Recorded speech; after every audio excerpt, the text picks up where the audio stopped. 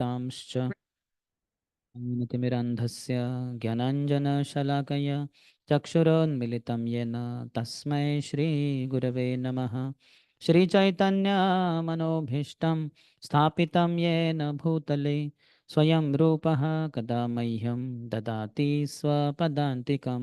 नमो विष्णुपादाय कृष्णप्रेष्ठाय भूतले श्रीमते भक्तिवेदान्त स्वामिन् इति नामिने। नमस्ते सारस्वते देवे गौरवाणी प्रचारिणे निर्विशेष शून्यवादी पाश्चात्यदेशतारिणे।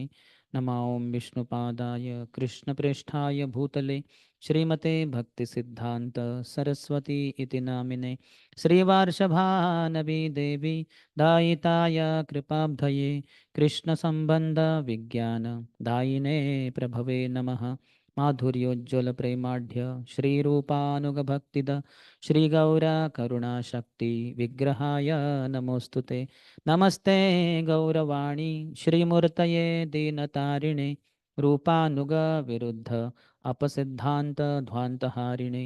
नमो गौरकिशोराय साक्षाद् वैराग्यमूर्तये विप्रलम्भ रसाम्बोधे पादाम्बुजायते नमः।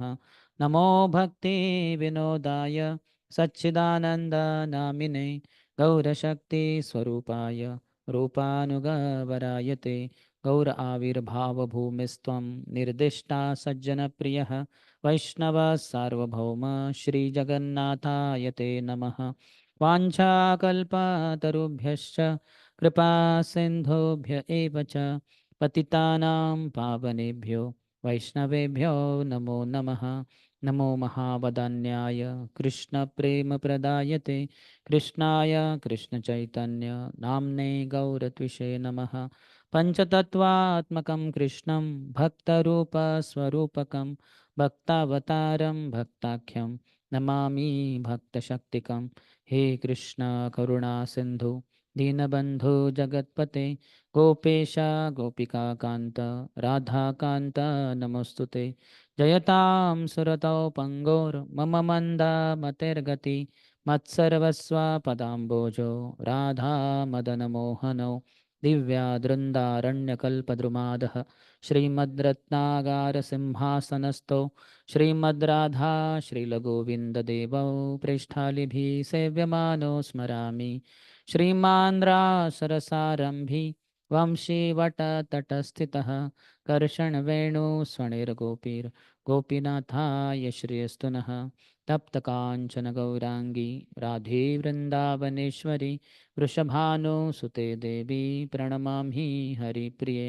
जय श्रीकृष्ण चैतन्य प्रभु नित्यानन्द श्री अद्वैत गदाधर श्रीवास आदि गौरभक्तवृन्द। हरे कृष्ण कृष्ण कृष्ण हरे हरे हरे राम हरे Ram Ram Ram Hare Hare.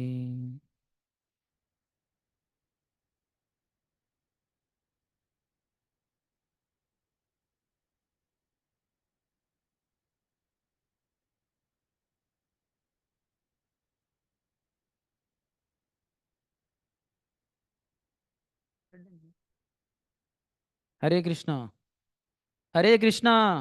Hmm, that's the spirit. Hmm. When the soul is there, then some sound comes. Soul leaves the body, no sound comes. So we want lively devotees, alive devotees. Already the strength is very less and hall is too huge. Ideally 2000 students should be there in this class, but no problem. 20 are also not there. Two more than two are there. Good. So welcome you all for our discussion on Srimad Bhagavatam as a part of our Bhakti Vaibhav. You have discussed till 15th chapter, hmm, which is the Pandavas retire timely. We'll be beginning from 16th and then go in 17th, 18th, 19th. That will be the end of the first canto. We have 4 days. We have 5 days and four chapters. And in all,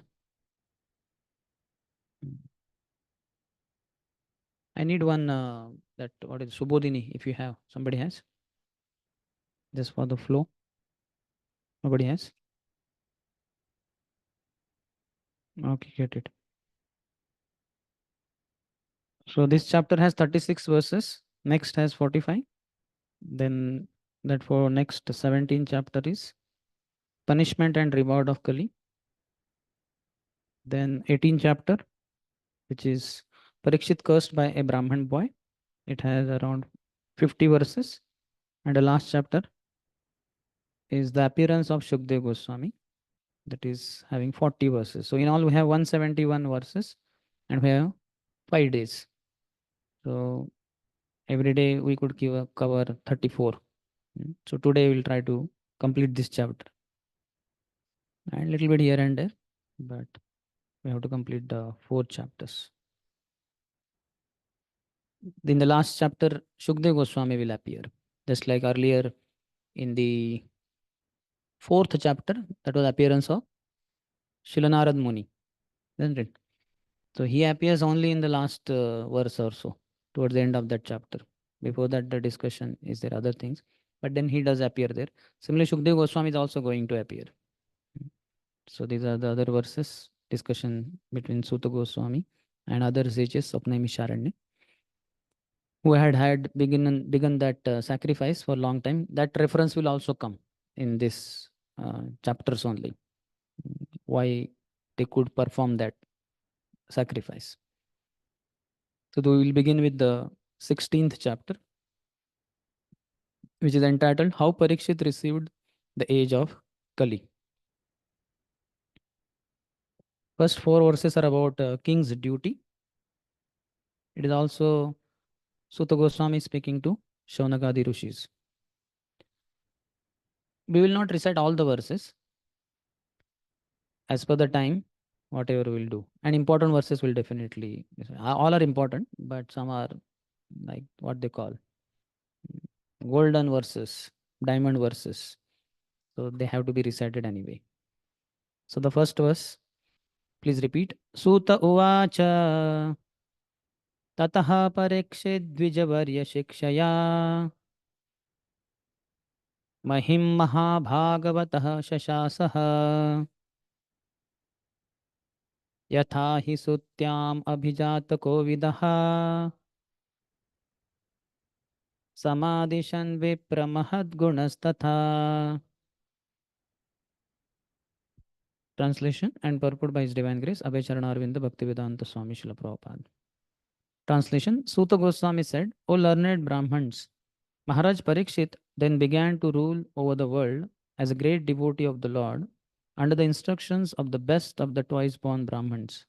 He ruled by those great qualities which were foretold by expert astrologers at the time of his death, at the time of his birth. So, anybody remembers which were the qualities that were described? You take the mic. You have the mic. No?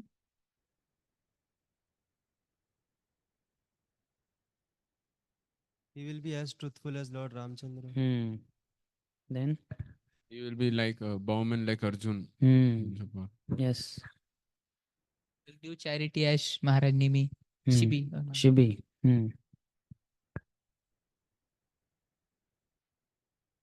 He will be like a son of Ishwaku. Which son? Like he will be son like a Bharat. Bharat. Son of Dushyanta. Dushyanta. Dushyanta Maharaj.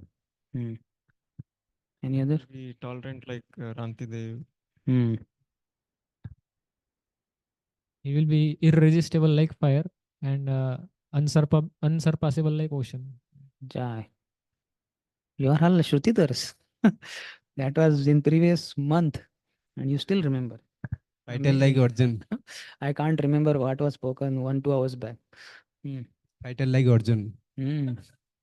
Woman also like Arjun and fighter also like Arjun. Hopefully it is all true. You only tell me whether it is true or not. I don't. Oh, you had exam. Oh, all glories to exams. Only two devotees remained. If they remember some quality, they may tell. They can add also. Add means something new.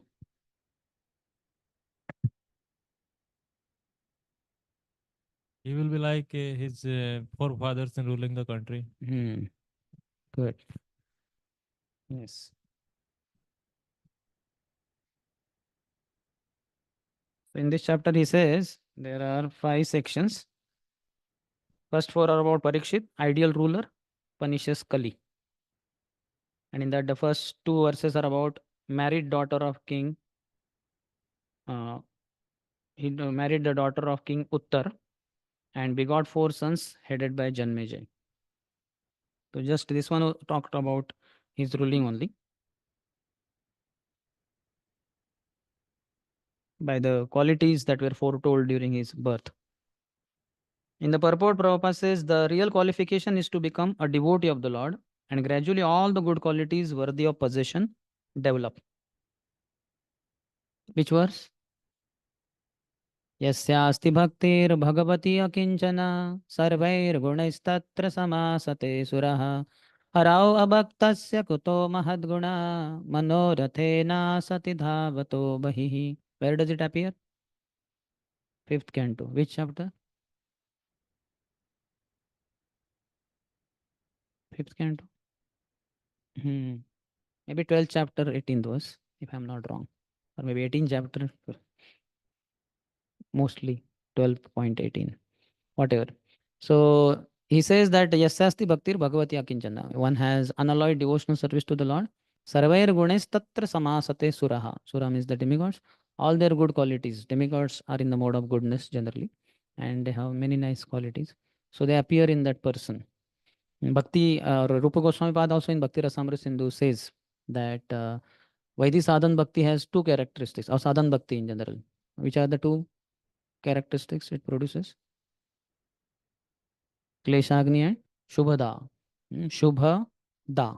Shubha means auspicious, Da means awarder, bestower.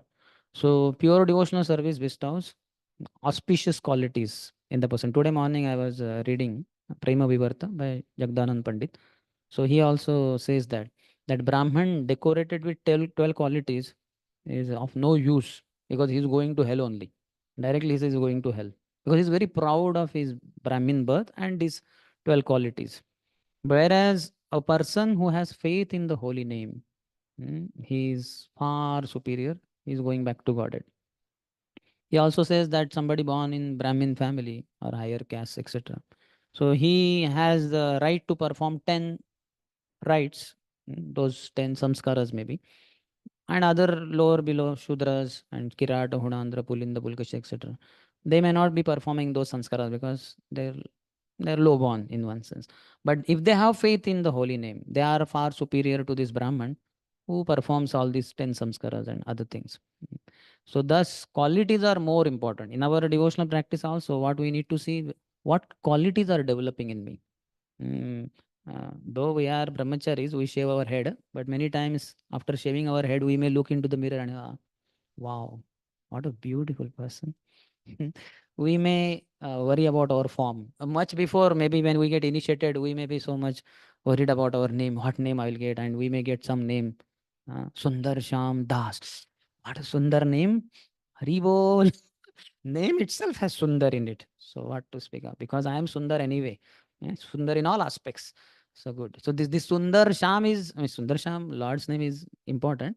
But in my name, Sundar Sham Das is not so important. Sundar Sham is not that important as much as Das. Das is most important. In fact, when we take initiation from His Holiness Radhan Swami Maharaj, there we say also, the third means apart from daily I will chant 16 rounds of Hare Krishna Mahamantra on the beats that you give me, and I will follow the 4 regulative principles, namely no meat eating, no gambling, no illicit sex, no intoxication. And in the mission of Srila Prabhupada, I will serve as a servant of the servant of the servant of all the Vaishnavas, or servant of you, like that. So that servant is most important part. But we are quite worried about our name. And then next is form, as I already described. In the mirror we see. So these two are not so important, name and form. And certainly we should never worry about our pastimes, which is the highest level, 4th gear. The first gear, second gear, don't worry. But the third is most important, qualities.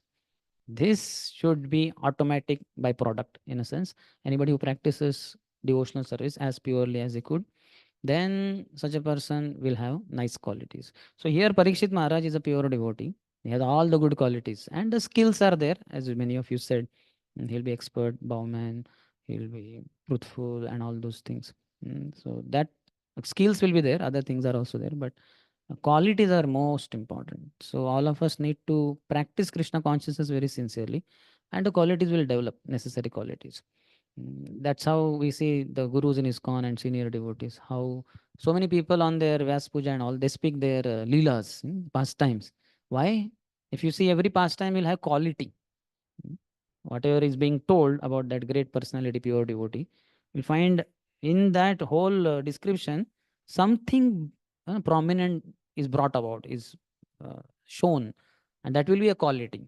So qualities are most important. All this Shamadama, Tapashaucham and all that, the Brahmana's qualities. So Vaishnava's qualities are how many? 26. Which are they? It's all you may not know, but still. Hmm? Immediate? Humility. Okay, humility. Krishna ke Sharanam. Okay. Cleanliness. Hmm. Grave. Poetic. Tolerant. Okay. Expert. Hmm. Meet the book. Just what is required, that much only he eats. Any other? Compassionate. Akruta droha. He doesn't have enmity with anyone. Like that, many qualities are there. 26 qualities. Which are, where are they explained? I mentioned Mahabharata, Bhagavad Gita, Bhagavad Gita, Bhagavatam. Where? In the purport, Prabhupada writes, but they are there in Chaitanya Charitamrita, maybe Adi Lila, 8th chapter or somewhere, talking about Haridas Pandit. So there, Srila Krishnas Kaviraj Goswami talks how this head pujari, head priest of Sri Radha Govind Dev Mandir, Haridas Pandit, he whatever instructed or requested or ordered rather me to write Sri Chaitanya Charitamrita, pastimes of Sri Chaitanya Mahaprabhu. And who is this Haridas Pandit? So he tells, Krupalu and all that, very merciful, very nice qualities. So, and topmost qualities, he says, what at the beginning, very nice verse. Our Gaurang Prabhu always quotes, काय मने वाक्य करे वैष्णव संतोष. हाँ, वैष्णवेर गुणग्राही न देखा ये दोष. काय मन वाक्य करे वैष्णव संतोष. Correct? Vaishnavera Gunagrahi. He would always accept the good qualities of devotees. Every devotee has so many good qualities. Vaishnavera Gunagrahi. All those good qualities. Na dekha ye dosh. What happens? Sometimes we see good qualities of devotees, but on the other side, we also see some bad qualities. There are no bad qualities. The bad qualities are in ourselves only, which get reflected in his body. It's like a mirror. Any devotee comes in front of us, is like a mirror in front of us. So then we see so many bad things. Why? Because my heart is filled with so many faults, so many bad things. So then I say, oh, this devotee, he has this problem, this fault, that fault. So that is the thing. But he, Haridas Pandit, he was such a pure devotee. Vaishnavera Gunagrahi, na dekhaye dosh. He would not see any fault in them. And Kaya Mane Vakya Kare, Vaishnava Santosh. With his body, mind, and words, he would always try to serve to definitely, but try to please them also. So this is most important. In general, we should know that we are all servants of devotees. And in particular, when a devotee comes in front of me, I am his personal servant. Like all of you are here now, 4, 8, whatever, 10 around, and some are online maybe. So I am servant of you all, personal servant. Personal servant means, you know what it means. All of us must have acted as personal servant to some degree to some devotee. So personal servant means whatever he says, accordingly only you have to do, act, speak, and all those kind of things. Anytime, anything. Just like now in the middle of the lecture, you ask any question, so I have to answer like that. I cannot say, hey, come on, not now. Yes, there is another that can be informed earlier only, that in our class we will not have any questions, but at the end we will have time for question answer. But otherwise, at least I don't do that because for us many times time only doesn't remain for questions. Answer to no question then. Because question asking only time is not there. So you can ask question if you want in between also, anytime you feel like. Raise your hand and then take the mic and ask the question. So we have to become personal servant. We have to be personal servant to that devotee who in front of us. So if we only accomplish this only if you do, you will become pure devotee in this very life, much before your death also. Don't have to wait for the last moment of death. That then I will chant pure holy name. One. No, much before only. Today morning, before Bhagavatam class, I was reading the notes in my diary. So His Holiness Bhanu Swami Maharaj, when he came here, he had given lecture. So he was saying that if only one can chant once, pure holy name, that is like perfection. Once. That is good. Very nice. But better is if one constantly chants the pure holy name. Hmm? Anytime he chants, Hare Krishna, Krishna Krishna, Hare Hare, Hare Ram, Ram Ram, Hare Hare. Immediately, Radha Vrindavan Chandra's image manifests in the heart because Hare is Radharani, Krishna and Ram are again Krishna only. So that is constantly chanting, pure chanting. So this is better. But the best is to teach others how to chant purely. That means he is always chanting constantly pure holy name. So this is the best. Even teaching others. So many times we may wonder whether in life ever I will be able to chant even once like that. So that once is never possible in this life and millions of next lives if we are seeing the faults of devotees. You have to close your eyes. Rather, internally, one should be so absorbed in Krishna consciousness, one finds no fault, not just in other devotees, but in any person or anything in the creation. Nowhere you see any fault. Vishwam Purna Sukhayate, Vidhi Mahendra Dishcha Kitayate. If only we receive the sidelong glance of Sri Gauranga Mahaprabhu, then you'll find the whole world is a very blissful place. Vishwam Purna Sukhayate. It's a Sukhalayam, no question of Dukhalaya. There's no Dukha. What is the Dukha? There's no Dukha. Like that you will find. Vishwam Purna Sukhayate and Vidhi Mahendra Dishcha Kitayate. Vidhi, Brahma, Mahendra, Shiva, all their abodes and all that. Kitayate. All these personalities, they will be like insects. That means na dhanam, na janam, na sundarim. Nothing of this world means material is appealing to the devotee. So this one quality. I think today morning also he said, who said, Chaitanya Mahaprabhu always said that always chant the holy name of the Lord and never criticize other devotees. And some other times in Chaitanya Bhagavat, Vrindavan Das Thakur says, he would tell, always chant the holy name of the Lord and serve the devotees. Serving the devotees. So if only you make the goal of your life as service to Vaishnavas, Vaishnav Seva, then you will not commit offense to devotee. Anytime you are not desiring to serve a Vaishnava, immediately you will commit mistake. You will commit fault, that offense. So any devotee comes in front of us, we have to have very clear in our heart, I want to serve this devotee. Now, how to serve according to time, place, circumstances, Krishna will give that intelligence, depending on how sincere we are in our spiritual practice. He will give that intelligence because sometimes just chanting Hare Krishna is enough. Maybe sometimes providing him with water, maybe sometimes hot milk or whatever, depending on time, place, circumstances. The Krishna will give that intelligence.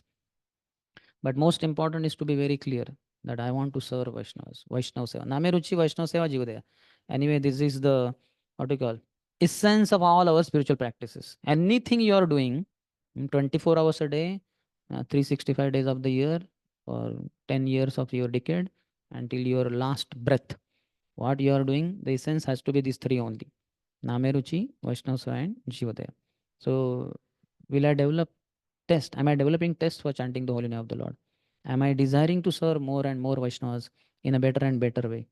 First, the existing Vaishnavas only, am I serving them properly? And am I able to please them more and more? And then eventually increasing the number of Vaishnavas also whom I am serving and trying to please them also. And the capacity, the strength, the ability will be provided by Krishna. Balam balavatam chaham, buddhir buddhimatam asmi. As he is the strength of the strong, as he is the intelligence of the intelligent. Likewise, he will give us unlimited strength. Whatever the strength, physical, mental, intellectual, any level, Krishna will provide. That is his responsibility. Yogakshemam vahami aham. That is his duty. But what is our duty? Ananyas chintayanto mam ye jana paryupasate tesham nityabhiyuktanam yogakshemam vahami. So first we have to do this first part, first two lines. Ananyas chintayanto mam ye jana paryupasate. Then Krishna will provide. So the most important quality of Parikshit Maharaj highlighted over here is that he was a devotee, he was a pure devotee. So because of being a devotee, all the nice qualities will develop in us. Just like we can see Prabhupada, pure devotee only, but still, when he went to West, they had a slogan: never believe in anybody who is 30 plus. Anybody who is 31 years old, 32 years old, 33 years old, more the age, worst it is. No question of listening to him. Hmm? They might as well spit on the face of that fellow and leave that place, not never hear him. So that kind of slogan. And Prabhupada was not 30 plus or 40 plus, 50 plus, 60 plus. He was 70 plus. And they all heard so much. So much. They were eager to hear more and more and more. Like that. And financially, Prabhupada was bankrupt. Health wise, very poor health. They were all young, strong fellows. Prabhupada was. So, in all aspects, material things, Prabhupada was a failure. But he was pure devotee. And that stands supreme. And all other things become immaterial. And then Krishna gives strength. And then we'll see also that Prabhupada was 70 plus, but then the way he was leading whole ISKCON, many youngsters were tired. Personal servant would be tired and retired and retired. He would leave only. He would run away sometimes. Otherwise, he would ask, please, somebody else can be serving. He let him get Prabhupada's close association. I am too tired of it. Like that. So Prabhupada had such a stamina. My God, he was hardly sleeping. That reporter asked, Swamiji, you make your followers, your disciples to get up what time in the morning? 4 o'clock. And what time do they sleep? 10 o'clock. So only 6 hours they sleep? And you make them, force them to get up 4 o'clock in the morning? What time do you get up? So Prabhupada said 1 o'clock. And then he thought 1 o'clock in the afternoon. Prabhupada said not 1 p.m., 1 a.m. He was wondering, "Hey, Swami is crazy fellow only. He gets up in the midnight. At least 4 o'clock is okay then." He was okay then. Devotee is getting up at 4 o'clock. 1 o'clock, though, his all fuse was blown off. 1 o'clock is really midnight. For him, even 4 o'clock is midnight only. But when he heard 1 o'clock, he said, hi, this is really midnight. Then the 4 o'clock is okay. So he was like speechless. So Prabhupada was so powerful. So if only we become pure devotees, sincere devotees, everything else will be accomplished. Many times because of wrong association rather, we take things in a wrong way from some other devotees and we think, no, he's so expert in shlokas. Maybe I should also learn many shlokas. Oh, he is so good in mridang playing, kartal playing. Maybe I should also become expert like him. Oh, he is so expert in collecting so much funds. So I also wish to be like that. So this is not required. Why can't we see somebody who chants very nicely? Hare Krishna, Krishna Krishna, Hare Hare, Hare Ram, Rama Hare Hare. If somebody is very sincere devotee, just like His Grace Jananivas Prabhu, what expertise and other things which we strive for are seen in Prabhu.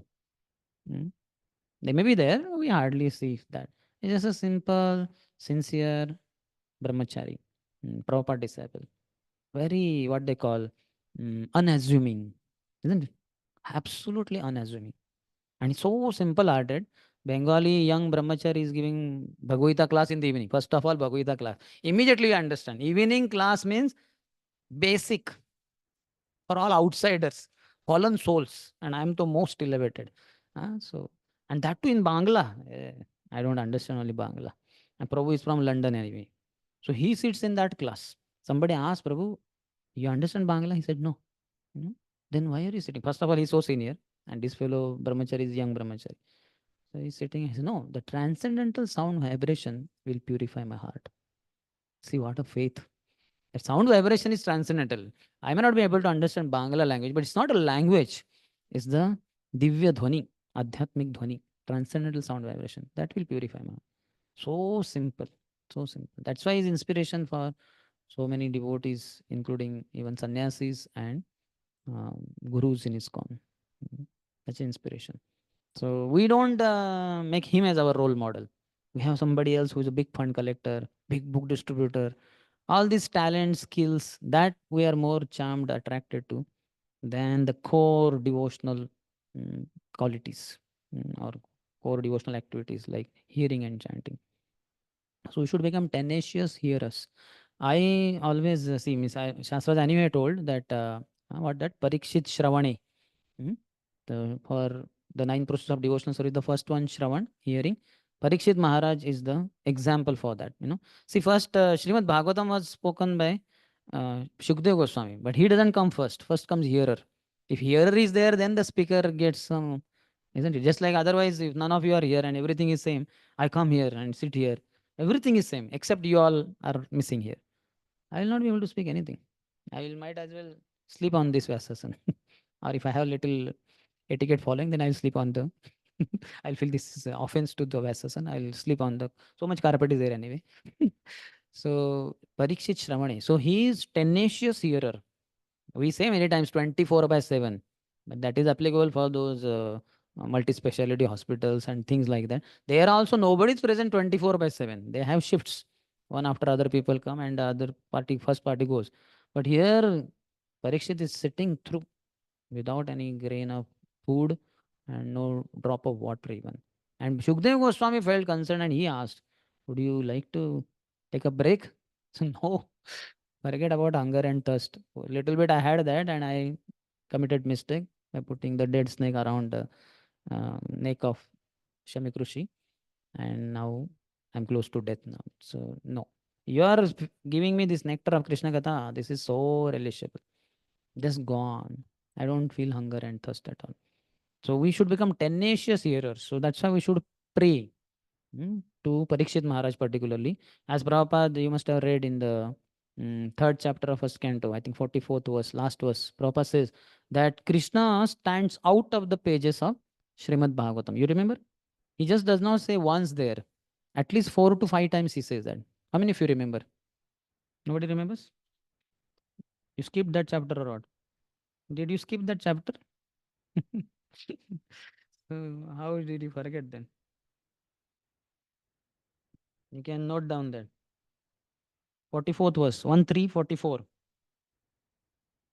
I will not read the whole thing, but like one can certainly see directly the presence of Lord Sri Krishna in the pages of Bhagavatam if one has heard it from a self-realized great soul like Shukdev Goswami. Now you are all self-realized and you remember some self-realized soul gave class. Who gave? Hmm?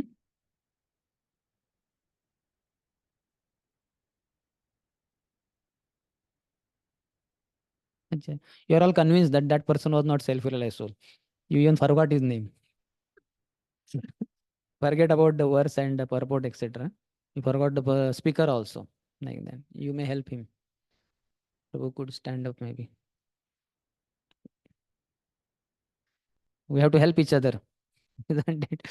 It's understood after heavy lunch prasadam, class in a gloomy room.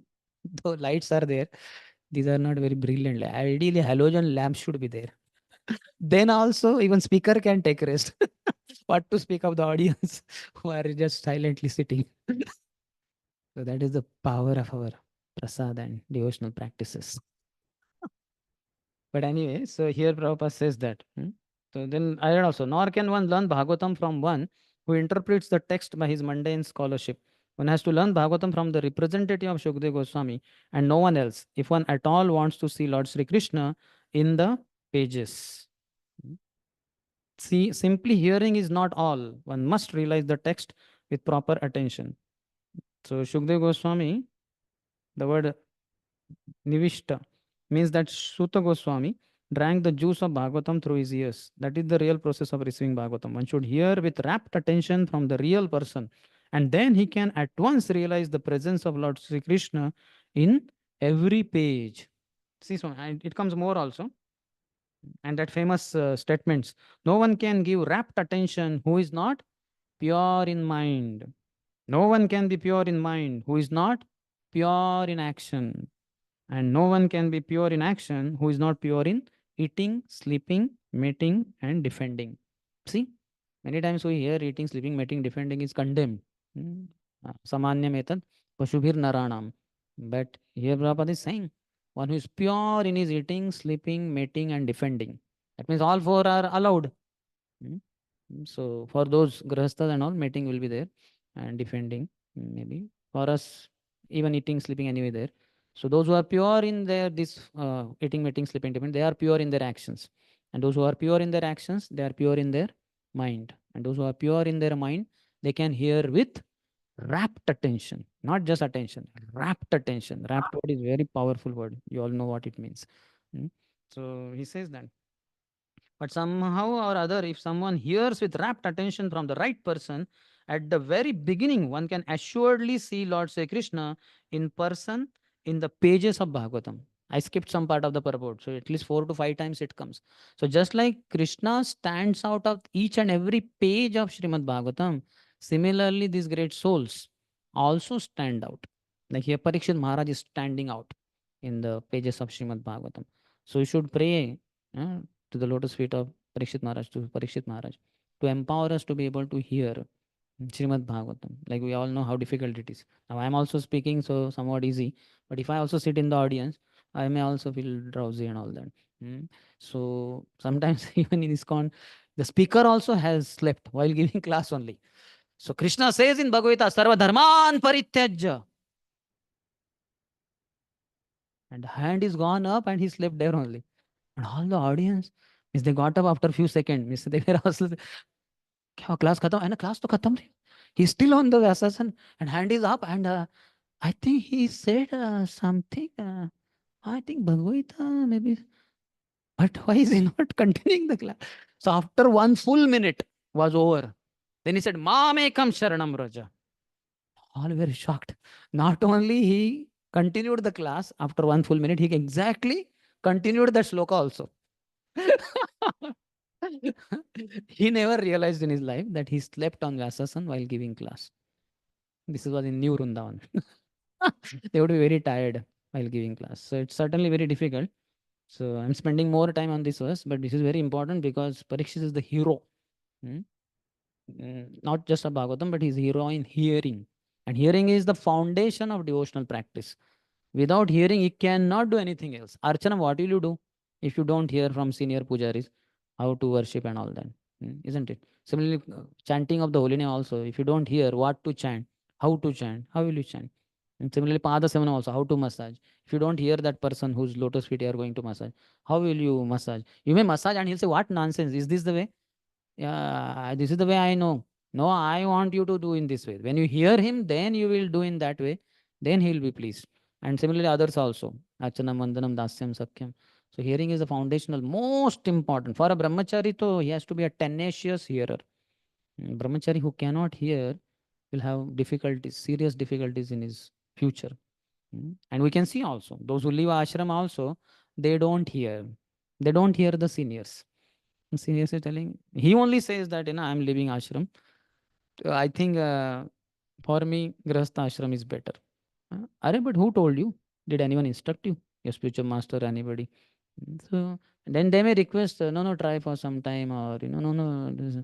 He will not hear only. He will not hear. Same thing parents, Grahastha's parents will also tell, ना प्रभु जी थोड़ा बताइए तो हमारे बेटे को या बेटी को, सुनता ही नहीं या सुनती ही नहीं. How many of you heard like that somewhere? At least in your relatives you must have, because you are a sadhu now. You अरे प्रभु थोड़ा बताओ इसको पढ़ाई करनी. You became engineer. Sometimes when I talk to some well-wisher kind of people, well-wisher to ISKCON, and then somehow after some time they come to know that I did engineering. So as soon as that Mataji comes to know that I did, Prabhuji, you did engineering, tell my son how to study very nicely. सुनता ही नहीं, हमारी पढ़ाई नहीं करता. I said, Miss, in mind, I think I kicked away all that engineering. Why do you want to push him in that whirlpool of engineering? But in externally, I don't say that. But we can see hearing deficiency is there. This is the greatest deficiency. As Bhaktivinoda Thakur pointed out, the only problem in this world is lack of Krishna consciousness. And Krishna consciousness begins with hearing. Anyway, a lot to speak about hearing. But here, because Prabhupada so nicely points out, the real qualification is to become a devotee of the Lord, and gradually all the good qualities worthy of possession develop. So we should develop, we should possess qualities, but they will develop automatically. We don't have to try to possess them by this way, that way. That is very superficial. Most important is to become very nice, sincere, serious devotees. Then all the good qualities will automatically develop. Shubhada, auspicious qualities develop in that person. That's how the whole world gets attracted to him. Pure devotee is very charming. Not necessarily that physical, even physical charm is also there. The Americans, Europeans who were tall, white skinned, beautiful, young boys and girls, they got charmed by Prabhupada's face, Prabhupada's beauty. Prabhupada was 70-year-old. The body was 70-year-old skin only. But how did they get charmed by Prabhupada's beauty like that? Amazing. So then ahead he says, Maharaj Parikshit was therefore a devotee of the first order, and thus he used to consult great sages and learned Brahmins who could advise him by the Shastras how to execute the state administration. Such great kings were most responsible than modern elected executive heads because they obliged the great authorities by following their instructions left in Vedic literatures. There was no need for impractical fools to enact daily a new legislative bill and to conveniently alter it again and again to serve some purpose. So Prabhupada is giving sarcastic remark here, isn't it? Because these legislative heads in the world today, and they make some law and then afterwards they understand there is some problem there. We need to modify it. Again they change. After some time again they keep doing that. So that kind of thing was never required because he always was guided by very learned and devotee Brahmins whose instructions and guidelines were infallible because they are based on the Vedic literatures. The rules and regulations were already set forth by great sages like Manu, Yajnavalkya, Parashar, and other liberated sages, and the enactments were all suitable for all ages in all places. Therefore, the rules and regulations were standard and without flaw or defect. Kings like Parikshit Maharaj had their council of advisors, and all the members of that council were either great sages or Brahmins of the first order. They did not accept any salary, nor had they any necessity for such salaries. The state would get the best advice without expenditure. Amazing, isn't it? Now the state gets the worst of the advice hmm, with so many heavy fat salaries. For all these politicians, Amdar, Khasdar, MLAs, my God, if you come to know their salaries, you'll be shocked. And they are not one, two, three, four. They're thousands for just each country. And so much fat salary they get, and what advice they give, all useless most of the time because they are not Rajarshis, nothing, no good qualities in them. So earlier this was the thing. The Prabhupada gives a lot of instructions about how to rule the state very nicely, about administrators, about the kings, the top heads of the state, how should they be, their qualities and all that. That you'll find very remarkably standing out in entirety of first canto. Mm. And especially here is the ruler only, Parikshit Maharaj, so naturally he will write all these things. They were not concerned with the hedonistic philosophy of eat, drink, be merry, and enjoy. They were philosophers in the real sense, and they knew well what is the mission of human life. Under all these obligations, the advisory council of the king would give correct directions, and the king or executive head, being himself a qualified devotee of the Lord, would scrutinizingly follow them for the welfare of the state. The state in the days of Maharaj Yudhishthir or Maharaj Parikshit was a welfare state in the real sense of the term because no one was unhappy in that state, be he man or animal. Maharaj Parikshit was an ideal king for a welfare state of the world. So, Parikshit's glories. So, you can see first line was about his being a devotee, and then other things were explained. We used to read from Vishnu Shakti Thakur's commentary also. He says in the 16th chapter, the victory tour of Parikshit, the question by Dharma to the earth and earth's lamentation about separation from Krishna are described. So around these three things are there. So again here also same thing. O Brahman, Vipra, he who possessed qualities of a great person, Tatha Mahad Gunas, ruled.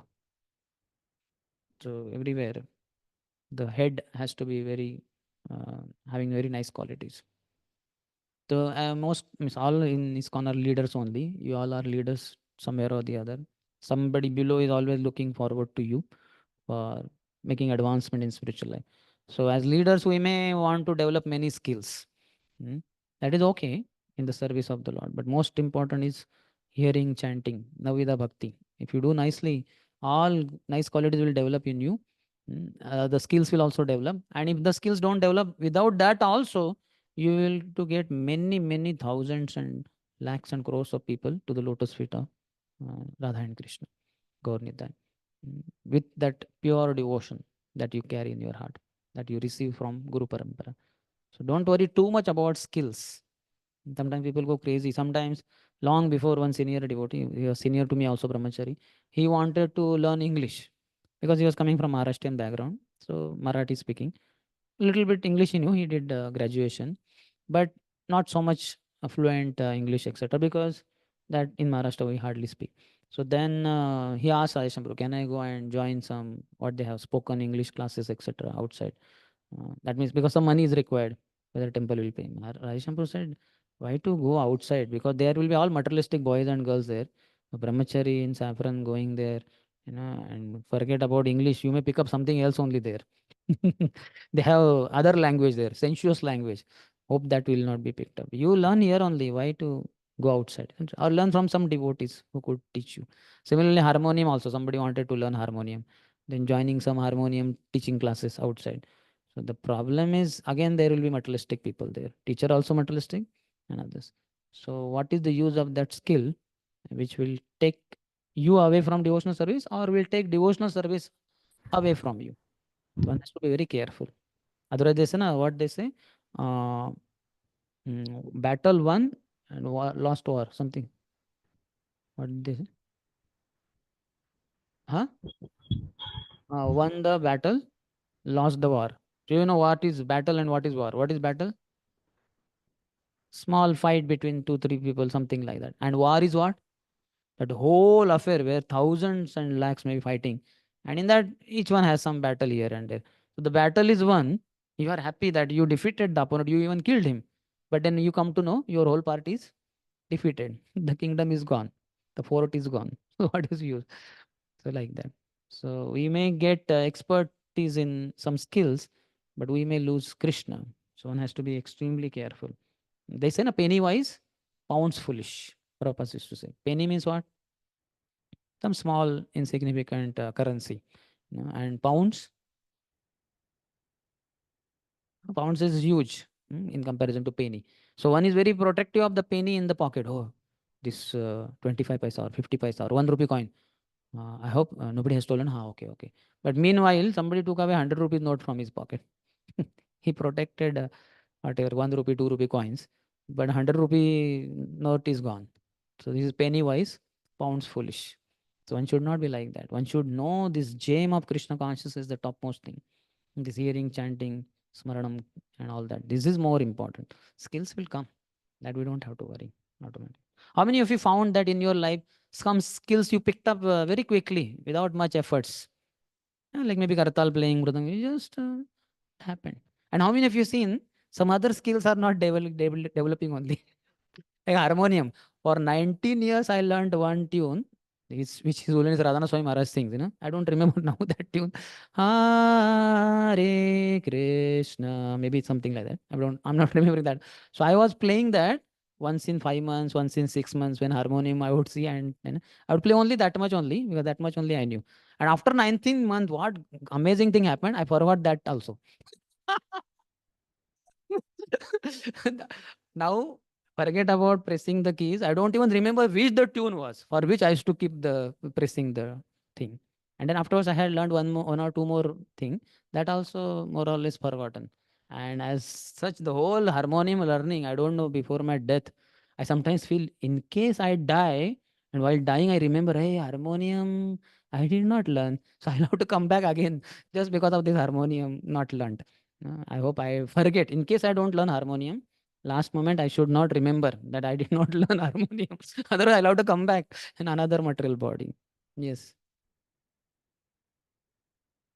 Hmm. Problem is that materialistic association we might get in the course of learning some new skills. Yes, are purely materialists or among devotees, materialistic devotees, Hmm. Kanishtadhikaris. Correct. So if you associate with them, you will get this materialistic association of this materialistic devotee. He is devotee, Yeah. Laksadham, Correct. Kanishta Adhikari, he is Adhikari, but he has some other aspirations also. So, question was Proji that, and I'll tell what I understood from your explanation also. Question was that if we want to improve our skill, some skill that we have, and we want to improve it, so that we can serve it better in the preaching or in service of Lord. Like, for example, devotees learn cooking various different ways so that they can offer nice preparations like that. And we have seen also many devotees, many senior devotees who are very well established in their bhakti, and they have learned new skills for preaching, like learned new languages also.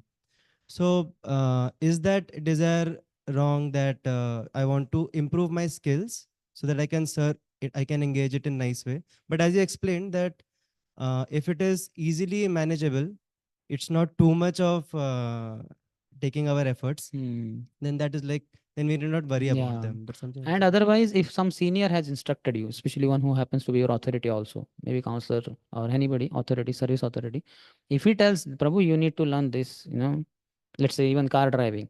Prabhu, see, every time we have to go for preaching, I can never learn.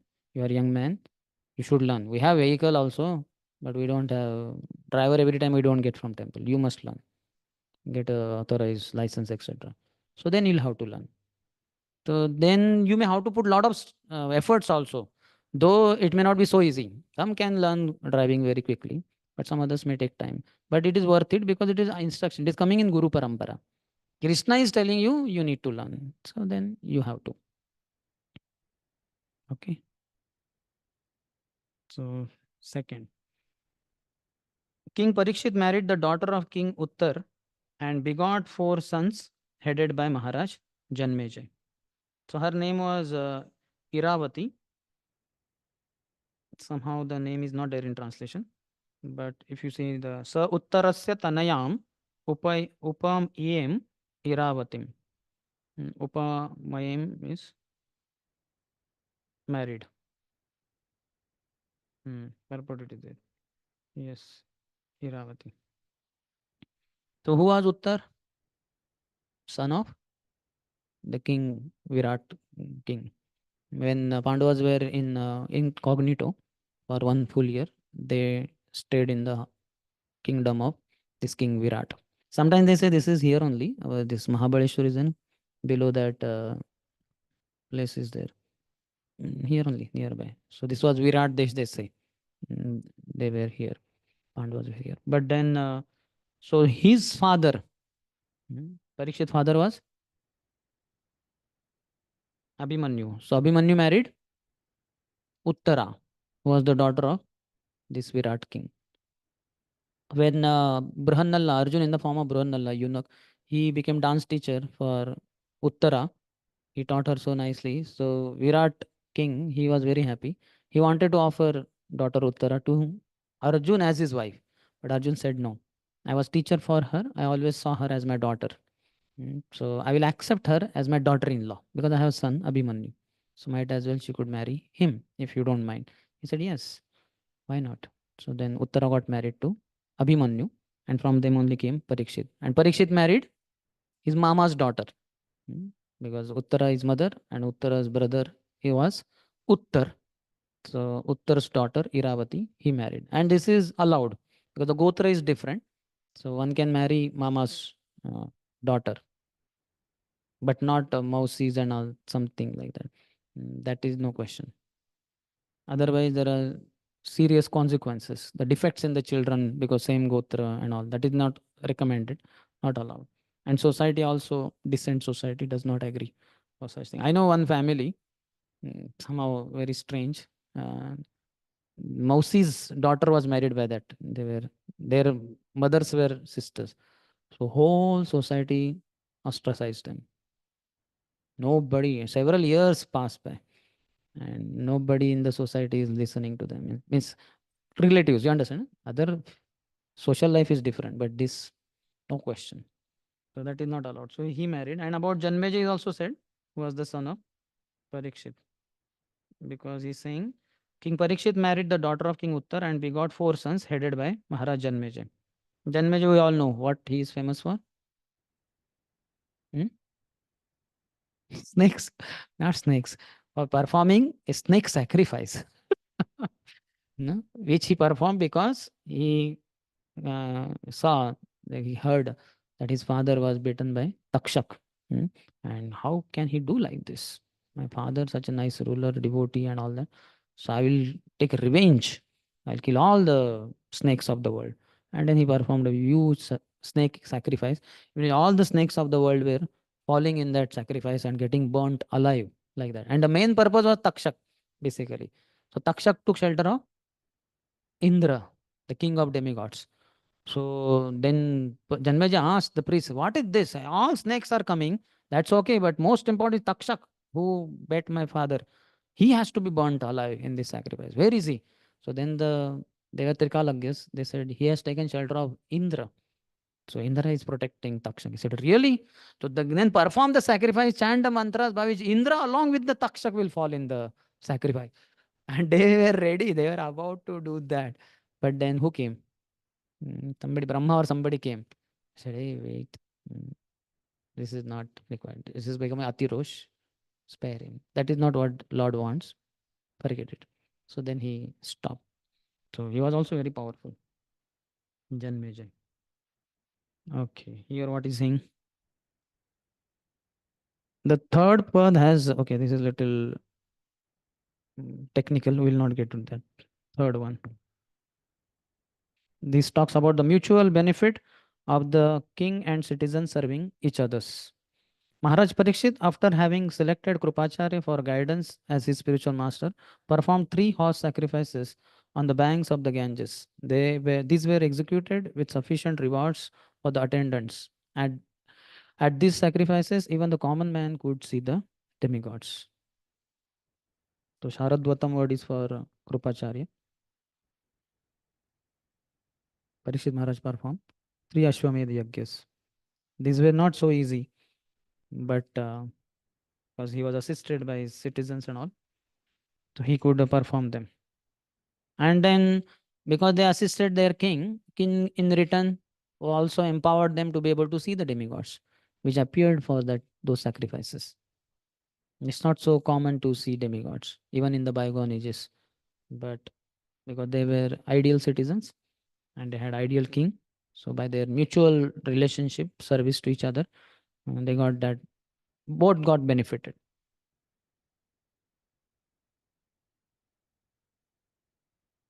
Okay, fourth. So our preparation, our discussion is mainly going to help you in your OBAs. Hmm? Prabhu, skipping corporate. That is for CBE, which you should read. CBE is okay, closed book exam.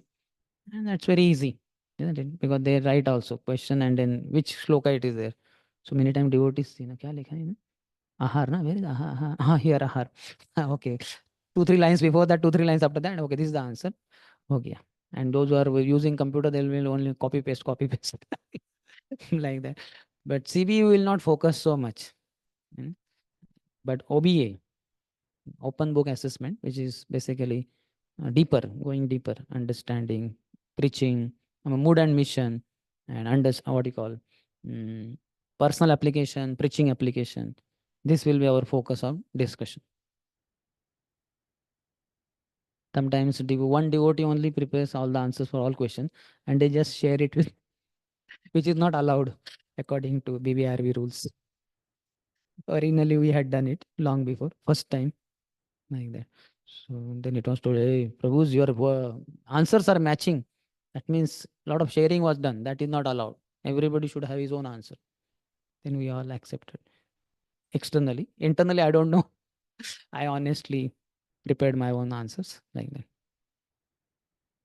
Okay, the fourth he says, once when Maharaj Parikshit was on his way to conquer the world, he saw the master of Kali Yuga, who was lower than a Shudra, disguised as a king and hurting the legs of a cow and bull. The king at once caught hold of him to deal sufficient punishment. So how an ideal king promotes godly and Brahminical culture. That is what's being told here. The purpose of a king's going out to conquer the world is not for self-aggrandizement. Maharaj Parikshit went out to conquer the world after his ascendance to the throne, but this was not for the purpose of aggression on the other states. He was the emperor of the world, and all small states were already under his regime. So that was not the thing. But to see, it was the king's duty. So any leader should come down in one sense to the level of his people and see what difficulties they are going through. Otherwise, we will be high in the air, sky, not knowing what the people on the ground are going through. So that's why it is said that your head can be in the sky, but let the feet be on the ground. That is okay. You're a very big person, so your head goes in the sky. That is okay, but let the feet be on the ground. Otherwise, your head and feet and everything is in the sky only. And the ground level people are, Are Prabhu, there is no prasad in the kitchen. But then he says, yeah, like that Queen of London, I think, when she came to know that people don't have, they have poverty, so they don't have money to purchase bread. So what did she say? Oh, if they can't purchase breads, why don't they eat cakes? What a Polish lady. What is costlier, bread or cakes? Cake is very costly. Bread is, the people are so poor they don't have money for bread. And she's saying, let them purchase cakes and eat because money for bread is not there. So this kind of leader is useless, or rather to be condemned, should be beaten up in the marketplace only. Yeah. So we should come down. We should come down and see what others go through. They say also, no, one of the what do you call characteristic of a learned person is Atmavat Sarvabhuteshu. Matravat Paradareshu Paradravyeshu Loshtravat Atmavat Sarvabhuteshu Yapashyati Sa Panditaha. Pandit means three characteristics. Anybody who's learned in the scriptures mainly, not in the outside world, because that those so-called learned people in the materialistic educational institutes, they don't they are not seen with these qualities. Matruvat Paradareshu, seeing every other woman as one's mother, like one's mother. Paradravyeshu Loshtravat, seeing others' property as garbage, that means not for me, my sense gratification. And Atmavat Swarabhutishu, seeing others the way one sees oneself, in a sense, how we want to be, wish to be treated very nicely by others. So, like that, we should treat others also. One who sees like this, he is a Pandita, not necessarily one who knows thousands of slokas and can speak from any scripture. No, these three are the characteristics. So he says, as soon as Maharaj Parikshit saw that a lower class man in the dress of a king was hurting the legs of a cow and bull, at once he arrested and punished him. The king cannot tolerate insults to the most important animal, the cow, nor can he tolerate disrespect for the most important man, the Brahman. Human civilization means to advance the cause of Brahminical culture and to maintain it. Cow protection is essential. So, Brahmanas and cows. Go Brahmanya Hitaya cha. Namo Brahmanya Devaya. Go Brahmanya Hitaya cha. Jagat Hitaya Krishnaya. Govindaya Namo Namaha. So, cows and Brahmanas, they are most important. Both are in Sattva Guna. The Brahman is in the mode of Sattva, in the mode of goodness, and cow is also in the mode of goodness. And she gives the milk, which is considered to be the essence of all the religious practices. Because all the scriptures can be easily understood if one drinks cow milk. It's very powerful. So cow gives cow milk, so cow needs protection. And it is the duty of the king, administrative head.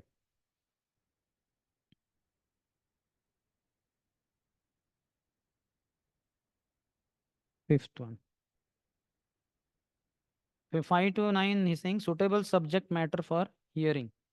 Shaunak Rishi is going to say to Sutta Goswami. 3 and 4 are about perform 3 horse sacrifices and chastise Kali. 5 to 9, Shaunak Rishi's question. Fifth one is why Parikshit only punished Kali and not kill him? Describe only if related to Krishna. Shaunak Rishi is saying, he inquired, why did Maharaj Parikshit simply punish him since he was the lowest of the Shudras, having dressed as a king and having struck a cow with his leg? Please describe all these incidents if they relate to the topics of Lord Krishna. So here he is also saying that struck the cow with his leg. What is it in Hindi? Lath mara usne. गाय को. How can one do that? Horrible. Pada hanat. Pada ahanat. Ahanat is struck. So how can he kick a cow? No sane man will do that. Cow is to be respected. One can bow down to cow, one can perform arti to cow, one can offer flowers at the lotus feet of the cow, one can put a garland to her, one can decorate her, and so many things respectfully. But no question of striking her with leg. But this fellow was a low class man. So that proved, though he was in the dress of a king, activities prove who is what. Hmm. He may, because of the king's dress, to most others who are not in knowledge, he might have appeared as a king. But Parikshit could at once see, how can he be the ruler? No question. Something is fishy here. He immediately sensed it. And we see so many great devotees, like how Shivanand Sen, even to a dog, he allowed to, miss dog anyway joined and kept walking. Generally they say हर कुत्ता अपनी गली का शेर होता है, लेकिन अपनी ही गली का शेर होता है और अपनी गली में ही रहता है. The moment he goes to other gully, those dog or the particular dog who is the share of that gully, he starts barking on him. So that's why generally dogs will not leave their gully. But this dog not only left the gully, rather whole village or town, villages after villages, towns after towns. So Shivanand Sen understood he's some great soul. He's also eager to take darshan of Mahaprabhu. So let him come. And he's a Vaishnava. Just like so many other Vaishnavas have joined, 200 around. So one more. And he was taking very nice care for that dog, boiled rice or whatever daily.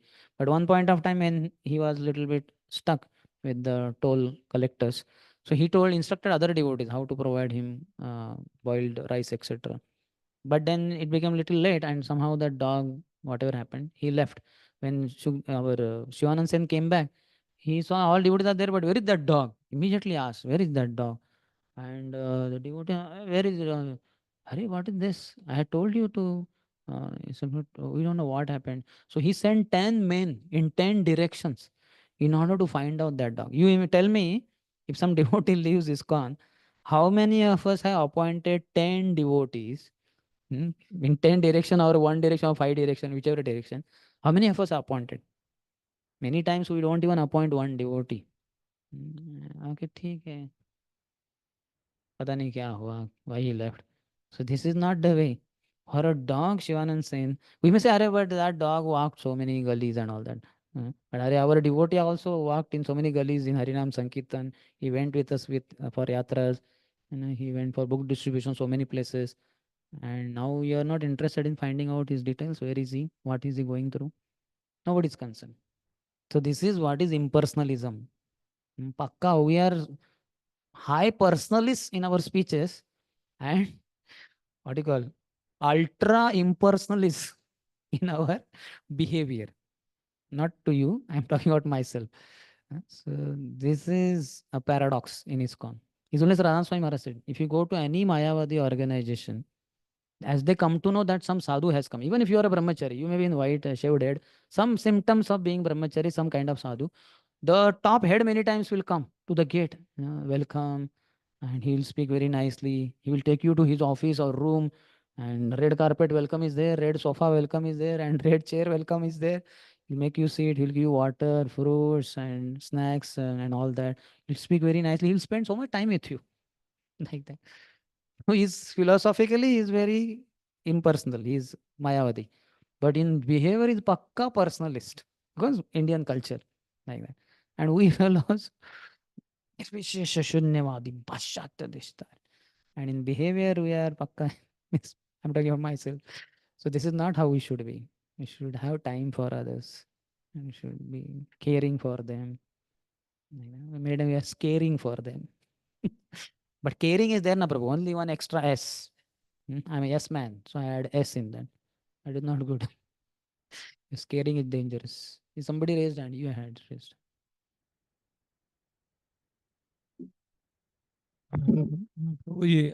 If someone lifts, sometimes it happens that devotee does not hear the authority. The authority try to give him better options, some seva or that, this seva, that seva.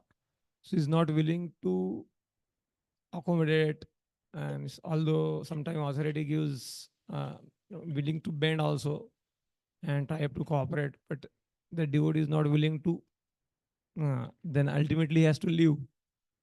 He And, doesn't have to leave. ultimately he has Wants to leave, that is another thing. yeah, he have to, he wants to leave.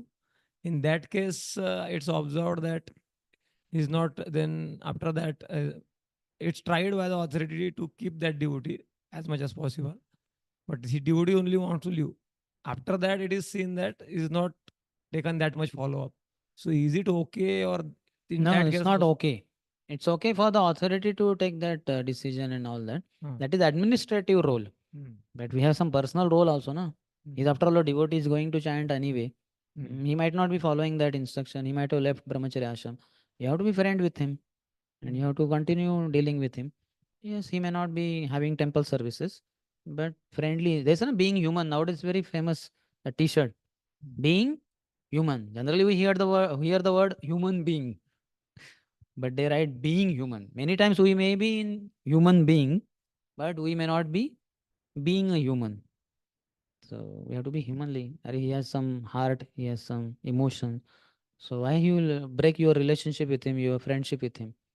You understand? No? So the friendship should continue.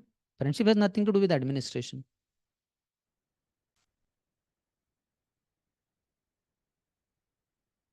Once Mukunda Swami, who was earlier Mukund Prabhu, what was his name earlier? Mike? Mike, no? So Mike was there. So he received a call somewhere in the midnight or somewhere. That time, that kind of, I said, who's there? Who's speaking? Said, I am Swami Prabhupada. Swami is this Abhay Charanarvinda Swami.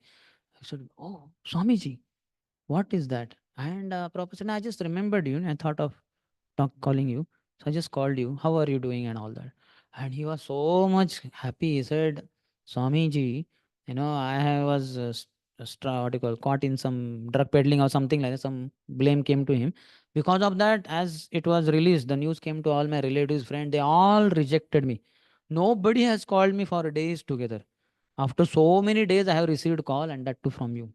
Thank you. Thank you very much. So see, Krishna also arranged today's class about Paramatma. Paramatma inspired Prabhupada to call him exactly at the moment when it was most needed in oneself. So he sold out himself to Prabhupada. Understand? One call can save somebody's life. Yes or no? Hmm. Acha, okay. That was there only. Yeah? That was with Sham Sundar Prabhu. Na? Sham Sundar Prabhu, when he, after some months passed in ISKCON, then he said, Swamiji, I have to go to prison cell. Prabhupada said, why? Then Prabhupada said, oh, Krishna was also born in prison cell. Then he said, for what? Because I was involved in some drug dealing. Prabhupada said, I was also a drug addict, a drug dealer, like that. He said, no, no, Swamiji, not that kind of pharmaceutical shop and selling drugs. I was selling these drugs, LSD and all that. So Prabhupada said, oh, really? So then he said, you go, no problem, you preach there. Like that. And he went, and it was nice. They, so you can see how Prabhupada was very nice, gentleman. Prabhupada expects all of us to be gentlemen. My followers are perfect gentlemen. My God, perfect is too heavy a word. But at least let us become gentlemen first. Gentleman will talk to others, what you call, little lovingly or at least cordially or something like that. We don't want to do with anyone who has broken the rules and regulations of the whatever. In sometimes somebody may, under some impetus, may do some mistake. That doesn't mean that we should reject him from our heart. Prabhupada never rejected anybody from his heart. Pure devotee never rejects anyone. Like that. Prabhupada in purport says, Krishna is the purifying ingredient in all matters, regardless of what they are. The sociology, politics, economics, cultural affairs, and all that. They all can be in relation with Krishna, and therefore all of them are worth hearing. In the mundane world, everything is impure due to its being a product of the three mundane qualities, Sattvagun, Rajagun, Tamagun. The purifying agent, however, is Krishna. Today morning, in Banu Maharaj notes only, he says that those who are in passion and ignorance, for them, karma yoga is generally the path. A lot of passion, karma, okay, work, connected to Krishna somehow. And those who are in goodness, for them, Gyan and Yoga. So when I read the notes in the morning today, then I was wondering, what about Bhakti? For Bhakti, pure goodness is required in one sense. Or then thought came to mind, no, anybody can practice. Even Sattva-guni, Rajoguni, Tamoguni, anybody can practice, at least practice. Though mixed Bhakti, but eventually by hearing from pure devotees, he'll come to pure devotional platform and then eventually pure goodness also. So purifying agent is Krishna. He's talking about Saragrahi and Bharavahi, or honeybee and fly mentality. You all know. Fly sits on all dirty things. Even in the nicest garden, it will sit on piece of stool. Whereas honeybee, even in the stool and all that, some flower is there having some little honey. It will sit there and suck the honey. So we should be Saragrai. That topic will come little bit later. Purifying, that is elaborately there. Krishna being a purifying agent, anything in relation with him is worth hearing, because they said, please describe all these incidents if they relate to the topics of Lord Krishna, because this seems to be a very horrible thing. Kind of, whether he's butcher or not, he appears to be a king, but he's doing butcher's activity only. He's hitting the leg of a cow, uh, cutting her throat maybe eventually. So we don't want to hear this. But you are speaking. Sudha Goswami, you are speaking. You will not generally speak such kind of worldly affairs. So maybe it is connected to Krishna then. So if it is really connected to Krishna, then only you please go ahead with the description. Otherwise, we don't want to hear cow being slaughtered or even stuck with a feet or stuck with a leg. So just see, this is how we should also be. While hearing, we should be kind of little alert also as to what to hear, especially in personal discussion. In the class, what happens? It is a formal setting, and a person cannot just speak worldly news, social life, and this and that. So I received 10 WhatsApp messages yesterday, so I'll read all of them for you. He cannot do that. That will be the last class. Even middle of the class, he might be told, get down from the Vyasasan, like that. We'll have kirtan for remaining half an hour. You also join and clap hands. So that cannot be spoken. But in our personal discussion, this is very much possible. See, to the degree we have material desires, to that degree we will speak. The material desires is in the mode of passion.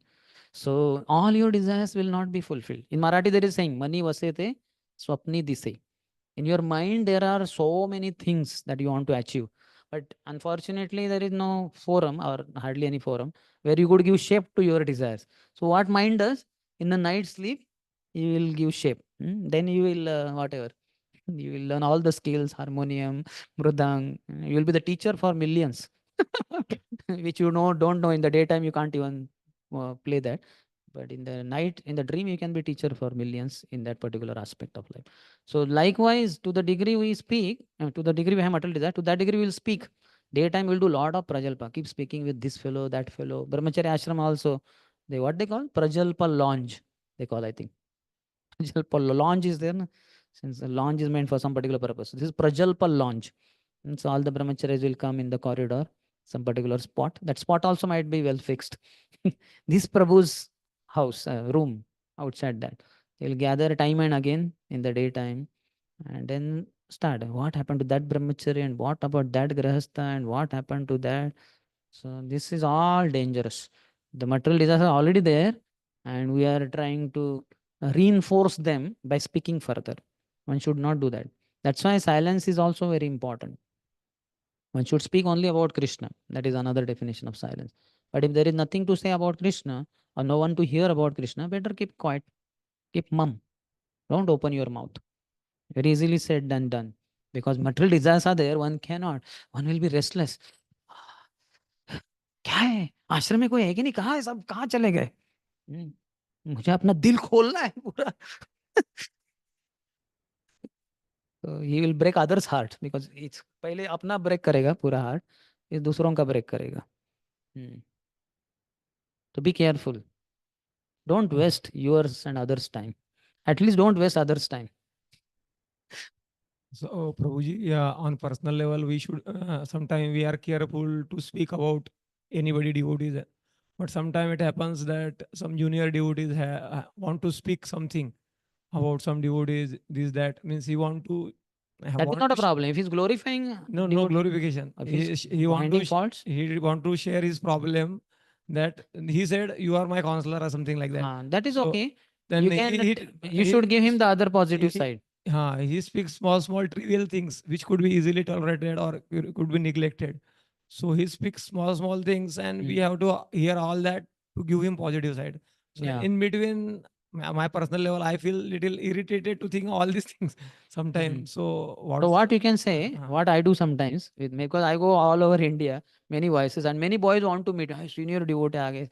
And they, many times the leaders also announce, प्रभु जी से बाद में भी दिन day time में मिलते हैं, मिल सकते हैं वगैरह. So many boys want to talk, and then I eventually I also understood. So what I tell my assistant or somebody, let them write down their questions on a paper and let me get the paper first. तो what ना अभी लिखना है, अभी वो सब इतना सब जो आपको बोल रहे हैं, he will not have so much energy to write everything down. It will come to very short. And when the boy comes, then I tell him, so your question is this. So answer is this. Like that. So then he feel अरे बहुत short में हो गया सब कुछ, you know. Then sometimes प्रभु जी थोड़ा और पूछना था, लेकिन but इधर लिखा नहीं है ना, पहले क्यों नहीं लिखा? नहीं just so then sometimes I entertain, because but then I correct them that you should not see faults with other devotees. See fault in yourself, not in others. And if you really have some concern which is really trouble, go to your authorities, the top leaders. If you are having hesitation, then I will talk to your authorities that you have some difficulties. They could find out what to do and all that. But don't just keep spreading rumors or keep spreading ill words about others. That is not good. Don't spoil the ether of Krishna. That is not good. Prajalpa spoils the ether. Akash. Shabda K. The sound is produced in ether. So when you produce material sound, you pollute the ether of Krishna. So we don't have right. We cannot purify Krishna's ether, but at least don't pollute it further. So keep quiet or keep speaking about Krishna. Next, sixth one is talking about benefit of hearing the transcendental topics of Krishna. And that benefit is eternal life.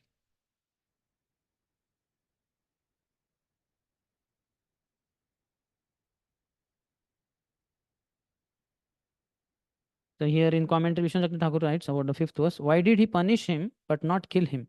Nijagraha. That low Shudra deserved to be killed. Why he just punished him? He should have killed him, no?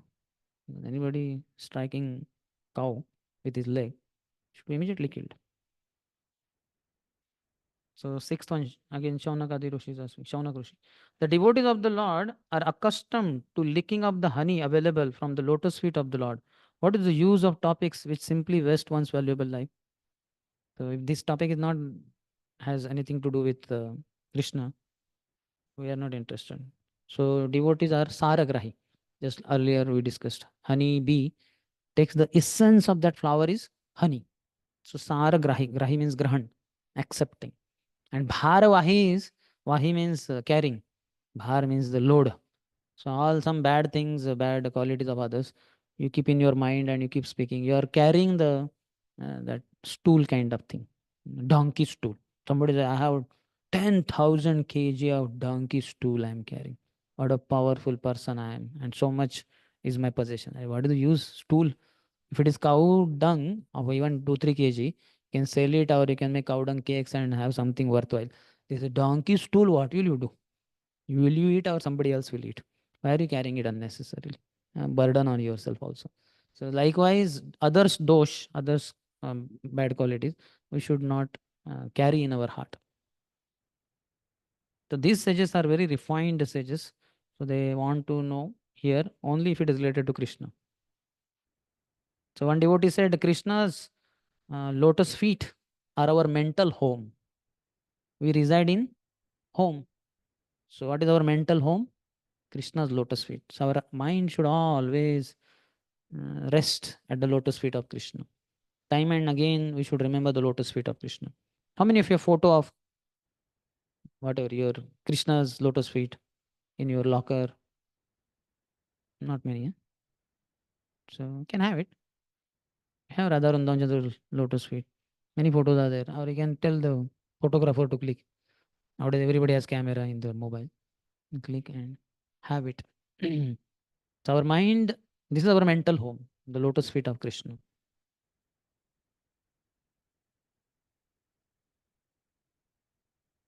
If the punishment of Kali is related to the devotees, please tell us. Hmm. So, if not with Krishna, maybe related to devotees. And devotees' life is revolving around Krishna only. So, tell us if it is related to Krishna, or tell us if it is related to devotees. That is their request. And at the other topics, what is the use of topics which simply waste one's valuable life? They are not interested in that.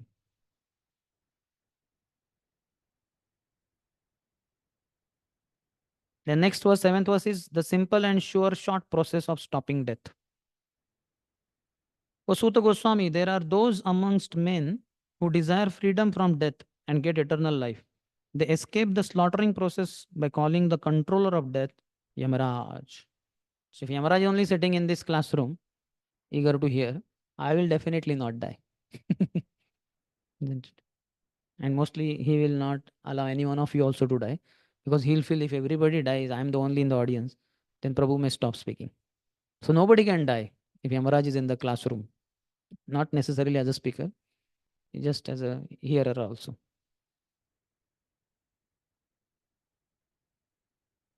The living entity, as he develops from lower animal life to a higher human being and gradually to higher intelligence, becomes anxious to get free from the clutches of death.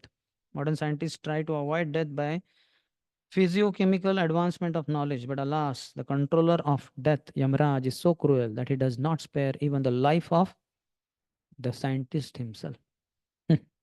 I heard that once one cardiologist, he was traveling in the train, old man. Mm. So suddenly he got heart attack and he collapsed in that bogie compartment seat. And then all the relatives, his wife was cardiologist. His two sons both were cardiologists, and their wives, they were also cardiologists.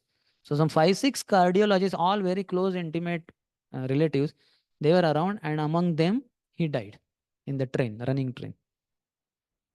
So one may be a cardiologist, but one cannot protect himself also, forget about others. So Yamaraj doesn't spare anyone. But if one surrenders to Krishna, Yamaraj is Mahajan. So he salutes him. Like Ajamil, you can see. Yamadutas could not capture him and they became angry. They thought at least Yamaraj then personally could go and capture him, because it seems that those might have been wrong, those 4 effulgent personalities. But Yamaraj said, no, they were not wrong. They were correct. And then he gave the instructions on Bhagavad Dharma and they were very clear. Then 8th verse.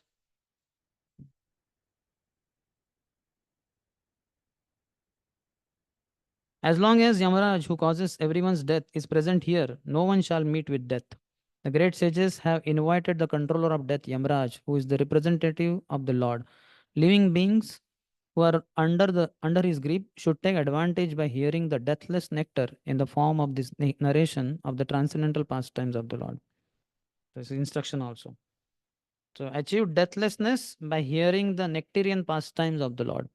Prabhupada says in Nectar of Instruction, a preacher of Krishna Katha is beyond the clutches of death. A preacher of Krishna Katha is beyond the clutches of death. This is based on, that is in Nectar of Instruction, Prabhupada writes, but this is based on, what is that, 1328, or what is that sloka number? He says, Ayurharti vai pumsam udyan astanchayan aso tasya ruteyat kshano nita uttama shloka vartaya. With every rising and setting of the sun, a person comes close to death by one day. But this is not applicable for one who is always engaged in speaking the glories of the Lord, Krishna's name, fame, qualities, pastime. So that's why Prabhupada says a preacher of Krishna Katha is beyond the clutches of death. So that preacher will become a preacher by hearing. So one has to hear the nectarian pastimes of the Lord. That also will lead to deathlessness. One will not meet with his destruction. He will go closer to Krishna. Krishna Katha takes us closer to Krishna's lotus feet. And anytime we are not hearing Krishna Katha, we are going closer to Yamaraj's lotus feet. Anyway, he's Mahajan, but better to be always engaged in Krishna Katha. Once one brahmachari was in temple in Kunjabari days. So there he was taking prasadam and he was having earphones in his ears, and Walkman was there and he was hearing something like that. So Raishambru happened to enter inside and said, oh, When will my ears be decorated with earphones hearing Krishna Katha while taking prasadam or other activities like that? So it's very nice. Just like, isn't it? Shunyaitam jagat or Nayanam galad ashru dharaya. When will my eyes be decorated with tears of love flowing constantly when I chant your holy name? So like that. When will my ears be decorated with earphones? Always hearing Krishna Katha. How much can we hear? That is a question. How many of you can hear 1 hour without any difficulty, without getting fatigued? Now only I'm seeing some signs, but hopefully you will last through, especially when I am the speaker. Worst speaker you got. The Prabhu very gracefully, graciously, he said, "Thank you very much, Prabhu, for accepting to give our Bhakti Vaibhav classes." 2 hours, how many of you can, without any interruption? 2 hours you can hear. 3 hours, non-stop. Hari bol. Jagdishwar Mohan Prabhu ki. Jai. 4 hours, non-stop. 5 hours, 6 hours, 7, 8, 9, 10, 11, 12, 13, 14, 15, 16, 17. Beyond this, I cannot go because 1 hour is required for prasadam and other things, and 6 hours for taking rest. As a conditioned soul, I cannot think of beyond 17. But it is good. Advancement in Krishna consciousness is also how much can you hear, how much you can chant also, but that will come later. First, hearing. In our, I remember 2 Gaur Purnima festivals in Shri Shri Radha Gopinath temple in Mumbai. So because their temple opens at 5 o'clock, so we entered at around 4:50, 4:55, 5 minutes before or something. And the altar opened, and then Mangalati and all that thing till that was Gaur Purnima day. So His Holiness Radhan Swami Maharaj gave lecture, and that because fasting, nothing to eat, and nobody has to worry about that. So the class only went till I think 1 or 2 o'clock like that. I went in between 3 times I think for passing water because earlier days water is still in the body. So once I went that day only, one Gaur Purnima day, I was going to washroom. It was just before Guru Aarti was, Guru Puja was ending, because you know how much that fight is there to get a place. And nowadays it is too much. I heard nowadays for Shringar Darshan also people don't get up. That is too much. But in those years, I don't know which year, 2007, 8. So that was not there. So I was going, it was maybe 7:45, 7:50, something like that. So when I was going, suddenly from Maharaj room side, Maharaj came. And I was like, that was not expected. I did not know that he is coming. So I was wondering what to do. And generally we pay obeisances, but I got confused. And meanwhile, Maharaj just embraced me, you know, tightly. And I was like, wow, Hari Bol. On Gaur Purnima day, before Maharaj was just coming for giving class. Just before he sits on Vyasasan, which we'll speak for a long time, he embraced me. Wow, Hari Bol. And then he left. He just embraced me for maybe 2, 3, 5 seconds. And then he left. And then again, then I bent because I had not paid obeisances. Then I was relieved of water also, and relieved of all the material tensions also, because Guru Maharaj embraced. So that was very nice. But otherwise, anyway, that went on till 2 o'clock also. Then Maharaj said, so today is Gaur Purnima day, and we should hear about Gaur Katha. Mahaprabhu appeared today. So now we have senior devotees who will address you all. We have Radha Gopinath Prabhu, we have Shamanand Prabhu, and we have Dwarkadish Prabhu, ongoing Prabhu also, I think. 3, 4 names he told. So you all can hear. And then the Maharaj left. And then there was an announcement that 15 minutes devotees can stand up. We'll have standing kirtan, dancing kirtan, because you have been sitting for many hours. It was like something like whatever, 8:30 to 2 o'clock. So then we had dancing kirtan. And again we sat down, and the next speaker came. Somebody, Radha Gopinath Prabhu or Shamanand Prabhu. And he spoke for 1, 2 hours. Then again they had some 15 minutes of kirtan. And then again next speaker. And then evening, this thing, that Abhishek. That started, and after that Maharaj gave class, something like that. And then 9 o'clock Maha Arti, Maha Gaur Arti, like that. And somewhere 9:30, so I came out like that. So I thought, wow, amazing. 5 o'clock to around 9:30. So 17 and a half hours. So amazing. So we should hear throughout day. And for that we need blessings of Parikshit Maharaj. Without his blessing, nobody can hear. In fact, he can hear 27, 24/7 also, but at least several hours in a day we should be able to hear. Okay. So this is 4 to 9. One last verse and then we'll take a break. You can repeat after me. Mandasya manda pragyasya vayo manda yushascha vai nidraya rihate naktam divacha vyartha karma bihi. This is talking about the special gift of human body is not for sense gratification.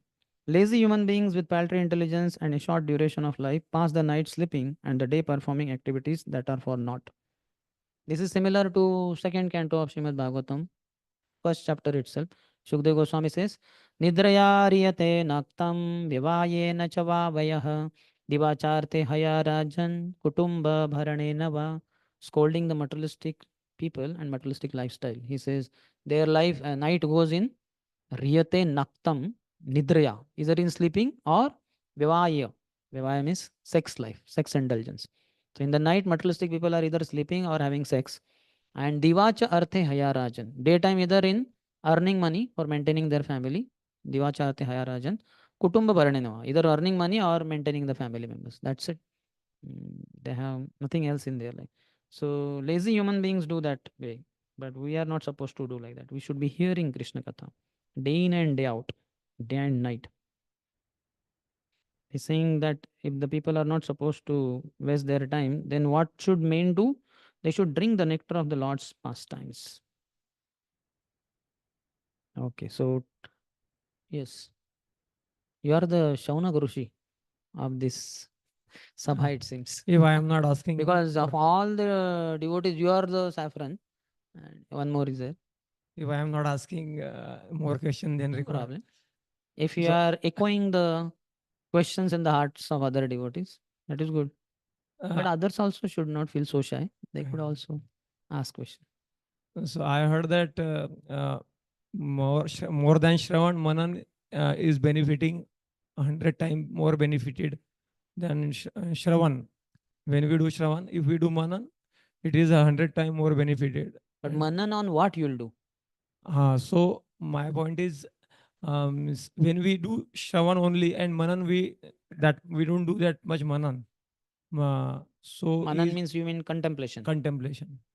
So is it also means sometimes we miss out the Manan and we do Shravan. So by default it will happen, or we have to intentionally do Manan. When one comes to the mode of goodness, contemplation is ongoing phenomenon.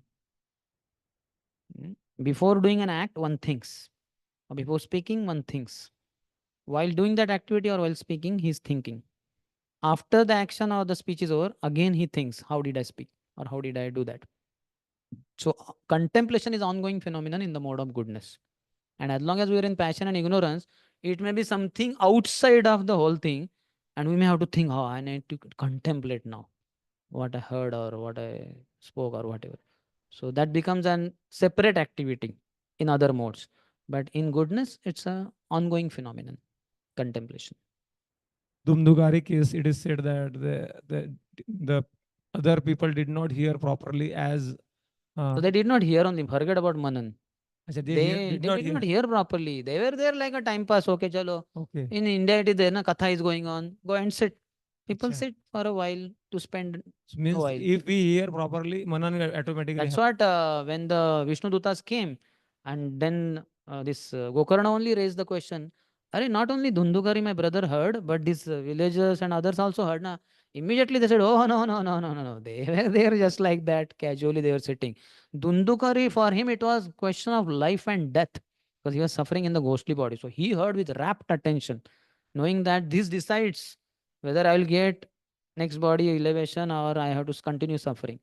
Others were casual. So when they heard, my God, we are casual and that's why we are not fit. So, but then one more question was asked, but what about Gokarna? He was a speaker, no? He benefited his brother Dundugari. So he said, oh, for him, next time when we will do Katha, personally Lord Vishnu will come for him. Not Vishnu Dutas. We will not come. Lord personally will come. So then, for next time it was arranged. Gokarna was only the speaker. And they took only Dundukari with them, Vishnu Dutas. And when Gokarna was the speaker, now all these villagers and all, they were with rapt attention. Last time we failed in the CBE, OBA presentation and class attendance. Now, his class attendance was 100%, but other things they failed. So now we will not fail. So they heard with rapt attention. So Lord Vishnu personally came for taking Gokarna, and all these people also sat in the same plane. They all left for Vaikuntha. So hearing, if it is not done properly, where is the question of contemplation? Like I have to contemplate, but for contemplation, what? Like if I tell you, don't think of a red monkey, what contemplation goes on? A red monkey. Why? Because you heard the word red monkey, but you did not hear the earlier part. Don't think of a red monkey. That yeah, red monkey. Red monkey होता है क्या? मैंने तो कभी देखा नहीं, movies में भी नहीं देखा, यूट्यूब पे भी नहीं दिख रहा है. ये क्या बोल रहे, कौन सा रेड मंकी है? You understand? For contemplation, also some background of hearing has to be there, no? If I tell you, don't, have you talked to James Brandy in London? Are you able to contemplate James Brandy of London? कौन है प्रभु ये?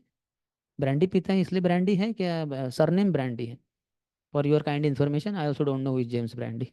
I don't know whether somebody of this name exists ever on planet Earth or maybe in London. I don't know. So you see, unless you have heard, you can't contemplate. And when you are in the mode of goodness, you automatically, contemplation is ongoing phenomenon, non-stop. Before doing action, you think. They say, no, think before you speak, and look before you leap. Before jumping, you look whether how much is the ditch. If it is 15 feet long and you are going to leap, you will fall in the ditch, not beyond that. Similarly, think before you speak. So contemplation is ongoing phenomenon in the mode of goodness. Here what he says. Yeah. Okay, so we'll take a break. For how long? 40 minutes. Okay. We had thought, no? 17 hours we'll hear today. No, sorry, that classroom norm we had not set, I think. That was my mistake, I agree. No problem. Tomorrow we'll set it. Nobody will come for the class tomorrow. Okay, Hare Krishna. We'll meet at 12:40, so 12:55.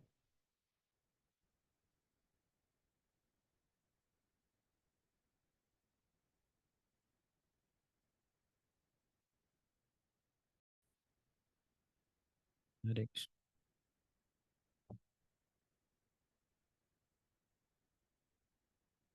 Materialistic people are not prepared. So they ask, that Prabhupada said that man, somebody who asked the doctor in Allahabad or somewhere, oh doctor, could you please give me 4 more years? Because I have some plans and execution of those plans will take 4 years. So could you please extend my life by 4 years? Doctor says, what, 4 years? I don't know whether I will be able to offer you 4 hours or 4 minutes or not. So that is not the way. Anyway, materialistic plan should not be there in one sense ever, or at least in the old age and all that. Old age is for Parabrahma. He says na that Balyavastha Krida Sakta, Tarunavastha Taruni Asakta, Vruddhavastha Chintagrasta, Parabrahmani Kopina Asakta. At all phases of life, childhood goes in playing, youthful days in running after girls, and old age in worrying unnecessarily about too many things. And one doesn't have time for the Supreme Lord only. So old age is at least for the Lord, especially Panchashordham, Vanam Rajit. After the age of 50, one should retire from active family life, grahasthas. And we also, as brahmacharis, senior brahmacharis, we should not be too much holding on the departments and crazy after that. Let young devotees run the show. You can guide if they want your guidance. Sometimes they may not want also. We train them in the early stages, like we train all the brahmacharis in PDC and next few more years. And then let them run the departments and all that. The seniors unnecessarily, no, no, no, I want to be the department head for this. That creates unnecessary disturbance for younger devotees. Nor is this senior able to do, because the world also changes the way the functioning is. Like that. It happened in His Holiness Radhana Swami Maharaj Kartik Yatra and all that. The youngsters were facing difficulty, young brahmacharis, IITians and all that. So there was kind of tension built up and all that. So Maharaj eventually addressed calling all the seniors. He said, "Arey, let the young devotees handle the registration and all. It requires all computerized thing, and they are all IITians and NITians. They are expert at it. They know all the latest technology. And you fellows, you cannot handle the laptops, computers. For you, registration means writing down in the what do you call that register and all that stuff. That is not, the world is going quite fast. So let them run, and you can be doing some other things, services and all that." So they all agreed. So they kind of took off. They lead the yatra, but not ground level. You must have seen at the registration table and all. All young brahmacharis and devotees are there. They are quite what do you call expert in that. So let go and live freely, or tyaga chantir anantaram. And when you let go these other services, physical services, then you have higher services. You can do counseling. You can sit with many others and guide them in higher aspects of Krishna consciousness. Younger devotees, they can train them in how to chant better and what mistakes you did, which they should not repeat. Otherwise, their time will be wasted. Those higher level services are available, provided you give up this, not exactly lower level. You can say one sense lower level like that. Otherwise, you are just stuck there only till last fag end of life. I will keep doing this only. That is not required. Attachment does not allow. Dhritarashtra only. Everybody is Dhritarashtra to some degree or the other. Dhruta means holding, capturing. Rashtra means the chair or the kingdom. He's holding on to his chair like politician. I will die, but I will die on this chair only as MLA, Amdar, Khasdar. And after death also I will die like this, and you will not be able to take away the seat only. So take me to crematorium along with the whole chair and burn me with that chair only. That only can act as funeral pyre because it's wooden also. Like that. So much attachment is not good. One should attach to sadhus, but unfortunately we are attached to him. But as long as one is ruling, like here, you can see Pandavas also, they ruled fantastically for 36 years or so. But as soon as they came to know Krishna has left this planet, immediately Yudhishthira Maharaj, he removed his royal silk clothes and just wore simple white dhoti, not even kurta, and took a stick which is also not straight stick, a little bit bent and all, and he held on to that and he just left. And Bhima said, "Arey brother, where are you going?" He is deaf only. Who Bhim, who Arjun, who Nakul, Sahadev, Draupadi, no one. He just left. And Bhim ran behind him, and then Arjun, "Arey, two brothers, both of you, Yudhishthir and Bhim, what are you doing? Where are you going?" He also ran, and one by one. But you can see what kind of detachment. So one requires to let go also. One can hold on to service when it is required or instructed to. But otherwise, one should be able to have this requires bigger expertise, greater expertise to let go. Holding on doesn't take much, but to let go, to release it, it takes a lot of courage. So Parikshit also, we can see, the moment he came to know he is cursed to die, he did not get into investigation. Who is that fellow? Brahman boy, I never saw in life. Shringi. Where does he stay? That Shamik Rishi's son. Huh? Okay, let's go there now with the entire army and we'll shoot him down. Or get him here to the kingdom and put him in behind the bars. No question. He said, okay, Lord wants me to let go. Immediately call ministers. Here is Janmejay, he's small boy. Afterwards, make him the king. Now he can be prince, and you all guide him. And I need to go. I have only 7 days left. So this is much more expertise required to let go, which most of the people cannot do. How many of you see that in ISKCON, many devotees have difficulty to leave my cabin, my this thing. I started this voice. I started this temple. I started this center. And I don't know, renovated the kitchen, and you are removing me from kitchen. I will die here, and I will be born as a cockroach also in this kitchen only, and I will touch all those machines which I purchased. Then then they will crush you in one of those machines only. So one should not be so attached.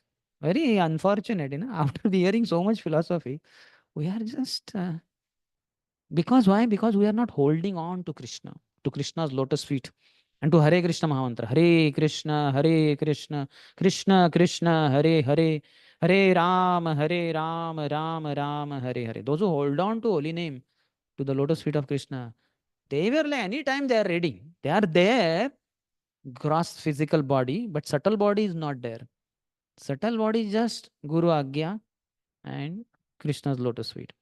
And as soon as the moment their ears, gross ears come to know that I am no more in this department, Hari Bol, Jai.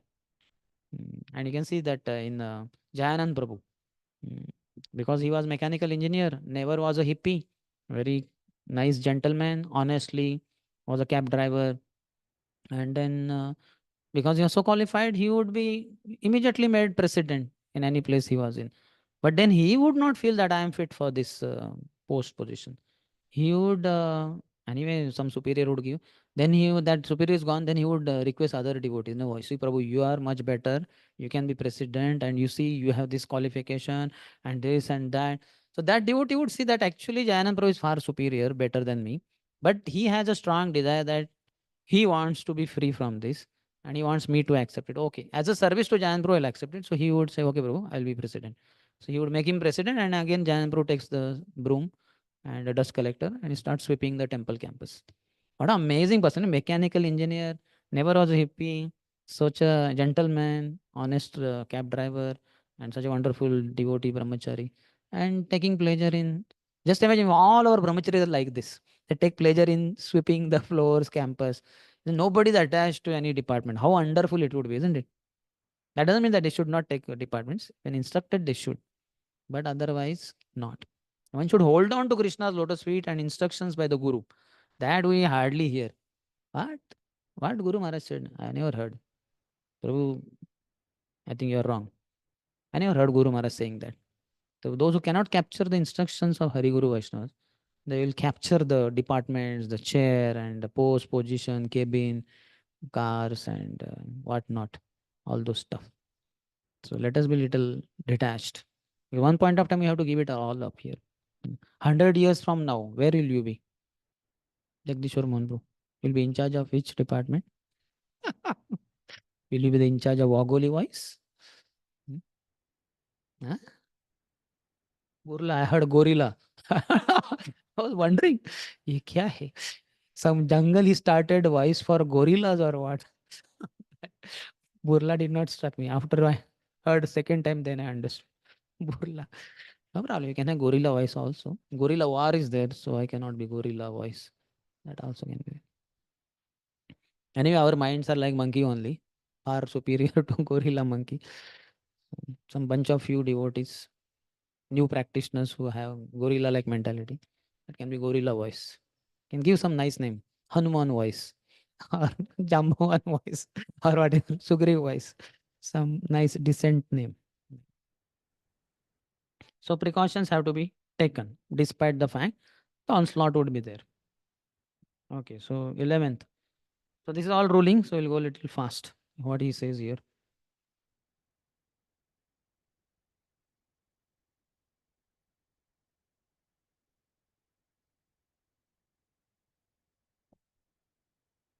I have to put a bookmark here. This is 16 point.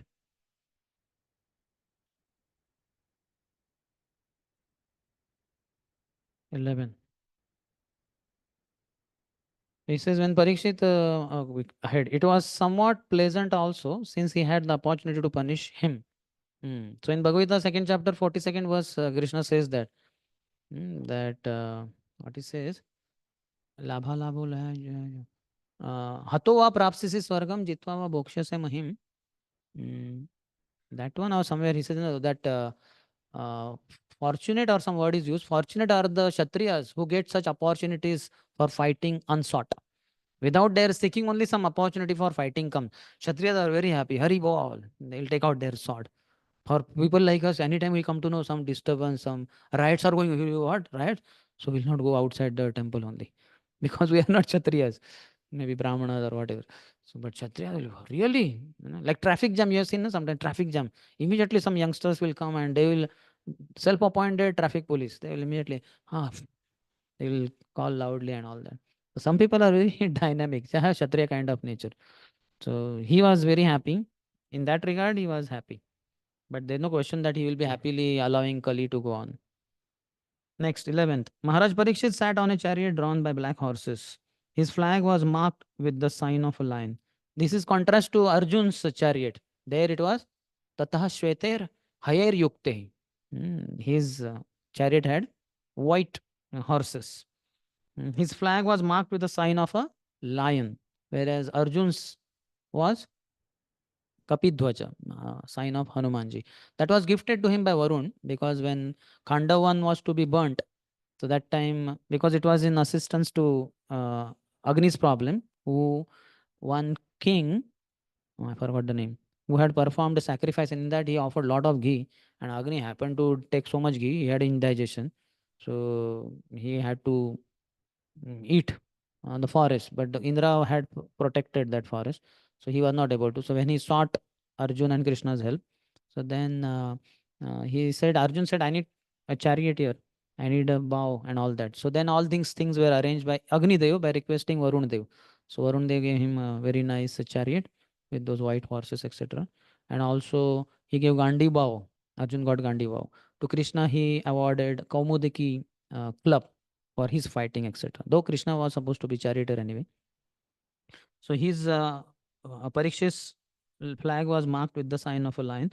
Being so decorated and surrounded by charioteers, cavalry, elephants, and infantry soldiers, he left the capital to conquer in all directions. Hmm.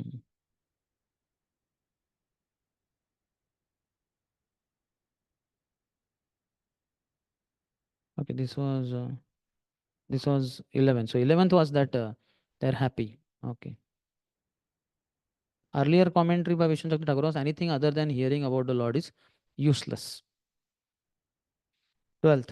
Maharaj Parikshit then conquered all parts of the earthly planet, Bhadrashva, Ketumal, Bharat, the northern Kuru, Kimpurusha, etc., and exacted tributes from their respective rulers. So we can see he is having the qualities of Arjuna also. Arjuna was sent in north for Rajaswa sacrifice by Yudhishthira Maharaj. So similar description comes in Mahabharat, that how he crossed Bharatvarsha. Then he went to the next one. Which is next to Bharat? Is it Ketumal? You know, 9 Dvipas. Sorry, 7 Dvipas in Jambudvip, 9 Varshas in the Jambudvip. 7 Dvipas are there, but in that middle one is Jambudvip. In that 9 Varshas are there. The southernmost is Bharatvarsha. So which is above Bharatvarsh, beyond Himalaya? Okay, whichever it was. But he also went to Bhadrashva, Ketumal, Northern Kuru, Kimpurush. Arjun also, when he was going, he reached, which one? Kimpurush or somewhere he reached. One after other he was crossing and having fights and defeating those kings and getting wealth, etc. So when he reached one particular, then there the soldiers and all that guards, they said, Arjun, not beyond this. Beyond this, human beings are not allowed. So we request you not to go, and you have already conquered enough. This much is enough for Yudhishthira Maharaj to perform his Rajaswa Yagya, etc. And anyway, things beyond this are not visible also to human beings. So you won't be able to see much. So you go like that. So he accepted their instructions and all that, and then he came back to Bharatvarsha and to Hastinapur. So Parikshit is also very powerful. He also, imagine how many of us can go to Kimpurushvarsh, Ketumal. No question. If we reach some other countries here and there, that is good enough. Even I think this South Pole is not much done, no? Arctic, Antarctic, what? Which one? Antarctica. Antarctica and all. It's very far off and all. If you see the world map in the middle, something like that, Bharatvarsh, it is there, and then below some continents are there, Africa and South America. But if you see vast portion, long distance later is the South Pole. North Pole, that is not the case. North Pole in one sense, that Greenland or what? Siberia, Canada, that is there somewhat, but that goes close to North Pole. But South Pole is very far, lost, lot of water. So we cannot go here also. But Parikshit Maharaj is powerful. 13 to 15. Wherever the king visited, he continuously heard the glories of his great forefathers, who were all devotees of the Lord, and also of the glorious acts of Lord Krishna. He also heard how he himself had been protected by the Lord from the powerful heat of the weapon of Ashwatthama. People also mentioned the great affection between the descendants of Rushni and Prutha, due to the latter's great devotion to Lord Keshav. The king, being very pleased with the singers of such glories, opened his eyes in great satisfaction. Out of magnanimity, he was pleased to award them very valuable necklaces and clothing. I have been reading Bhagavad Mahabharat for the last few days. So very amazing, affectionate dealing between Krishna and Pandavas are there. Very high class, but unfortunately time is not there. We get into that. So amazing. So many discussions. Like when Arjun won the hand of Draupadi in Swayamvar. But what happened? The marriage did not happen. He just got her, and they were all wondering there. Drupad, Drushtadumna, and many other. That who are these powerful Brahmanas?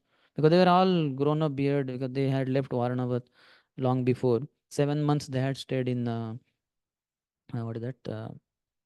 Nityan Prabhu's birthplace, Ekachakra Dham, etc. He had killed Bakasur there. So nobody knew, and they were wondering what happened. So anyway, they come back, and here after coming after some days, they marry. Long story, but I'm just cutting it short. So then Narad Muni once visited Pandavas in the forest, and he told them, not in forest, I think they had come back to Hastinapur.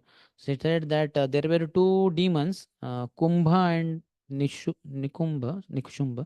So these two brothers were invincible. They were very powerful. Nobody could kill them. Only boon was they could kill each other only. And they were such thick friends.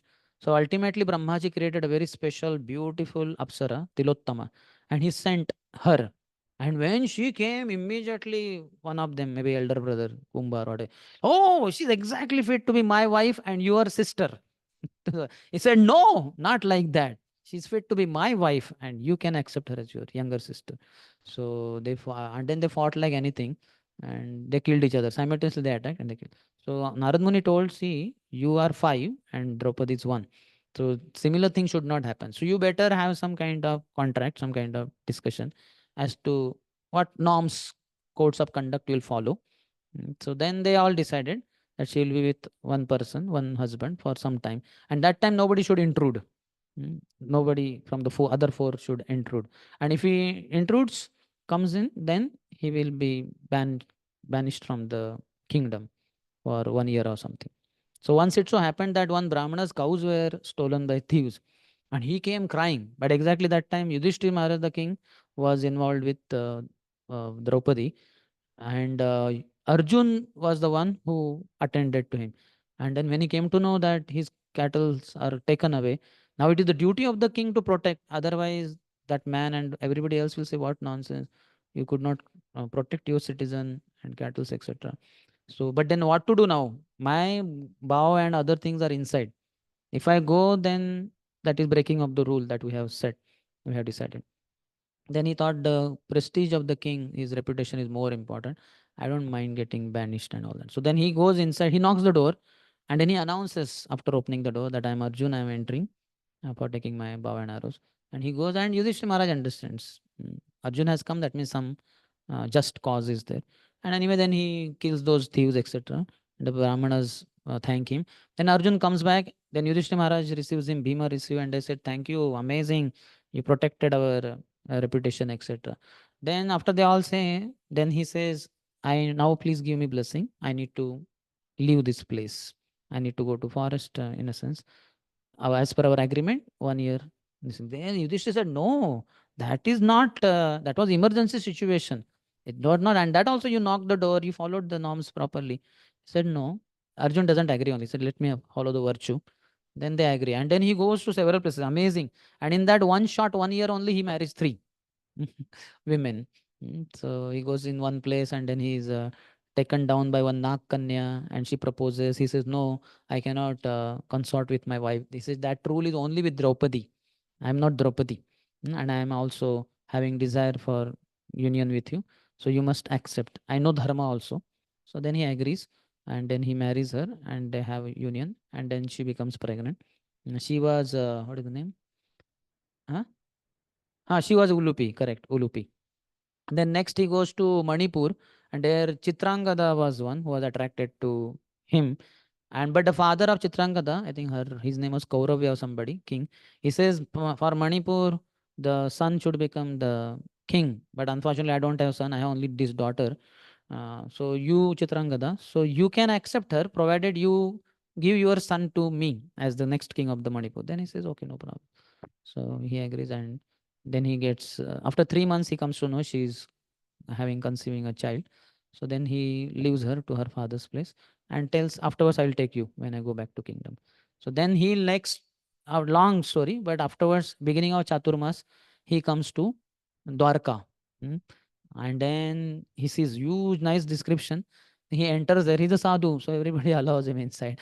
So then he meets Krishna. And in childhood only, when Arjuna was studying under Drona, in Drona's Gurukul, Gada, one of the cousin brothers of Krishna, also had come. One of the names of Krishna is Gadagraja.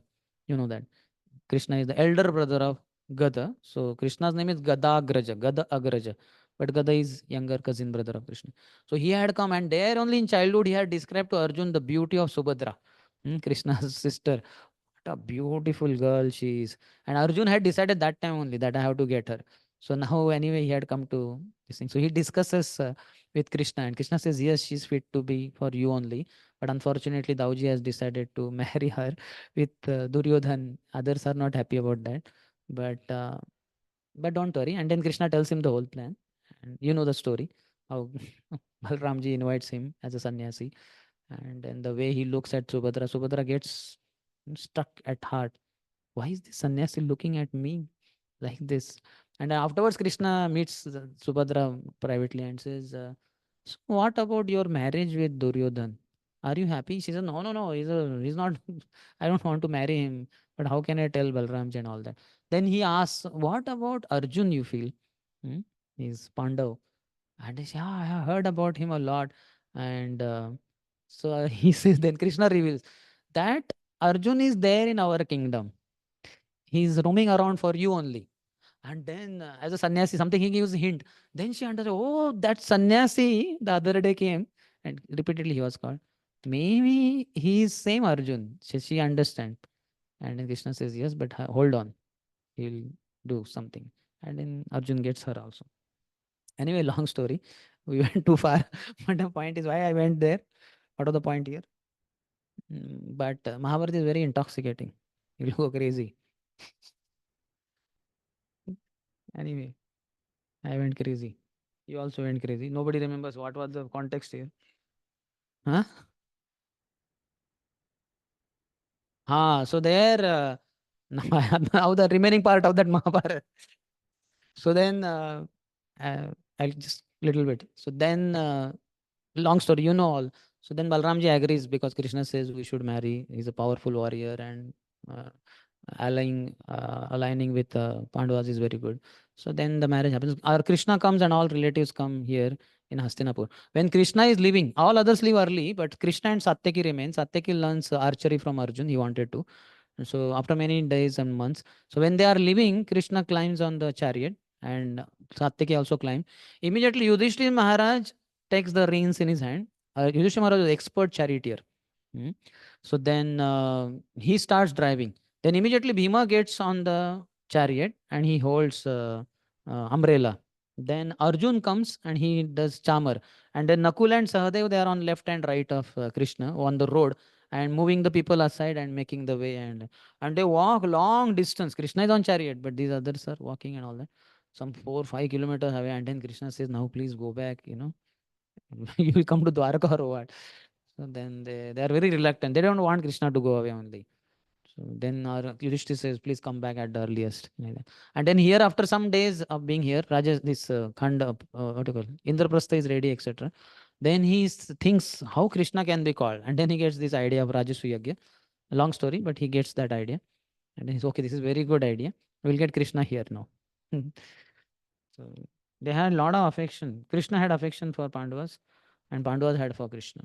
That he says, na, bhayat kamsaha, what is that? Dveshya chedya dayan rupoho, snehat, what is it? Kamad, gopya kamad, bhayat kamsaha, dveshya chedya dayon rupaha, sambandhat rushnayah, snehat yuyam, na? Bhaktya vayam vibho. Bhaktya vayam vibho. So sambandhat rushnaya. Rushnis were relatives for Krishna. But Pandavas were snehat. Snehad yuyam, you all, Narad Muni is saying. Snehad. You had so much affection for Krishna. So, not had, you have, because Krishna is there. Rajasvi Yagya of Yudhishthira Maharaj. Next, 13 to 15. That we already discussed. So, everywhere he went, he heard the glories of Krishna and affectionate dealings between Krishna and the Pandavas. He was very happy. He awarded the singers. In the purport process, Krishna and his unalloyed devotees cannot be separated, and therefore glorifying the devotee means glorifying the Lord and vice versa. See, Krishna is never alone. Krishna is always with his devotees. That's why Mayavadi is there, Krishna in the picture, maybe only Krishna. But our Krishna will have all personalists, behind at least Yamuna will be there, or a calf will be there, some devotee, some bird, somebody. Krishna will be with the devotee. He cannot be alone. So glorifying devotee is equivalent to glorifying Krishna. So we should take pleasure. Madhyamadikara means takes more pleasure in serving Vaishnavas than even Krishna. Kanishtadikara means he only thinks Krishna is in the deity form. He is only stuck there only. That is not a problem. It is required for him. But eventually Madhyamadikari means he knows serving Vaishnavas is more important than serving the Lord.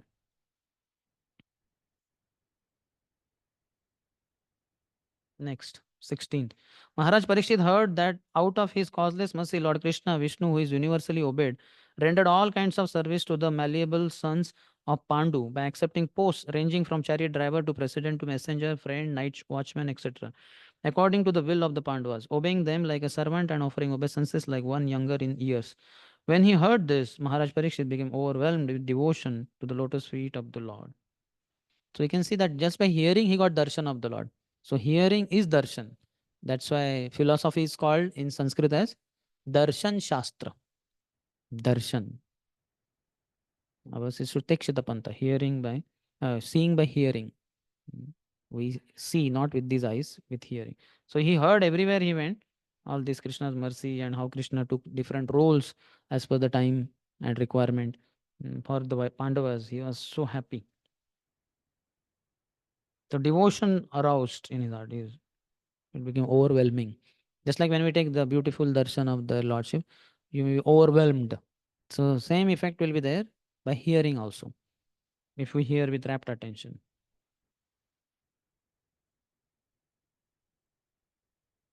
17th. Now you may hear from me of what happened while Maharaj Parikshit was passing his days, hearing of the good occupations of his forefathers and being absorbed in thought of them. So this is 10 to 17. Parikshit as a conqueror against the effects of Kali. 18 to 24 is conversation of earth and dharma.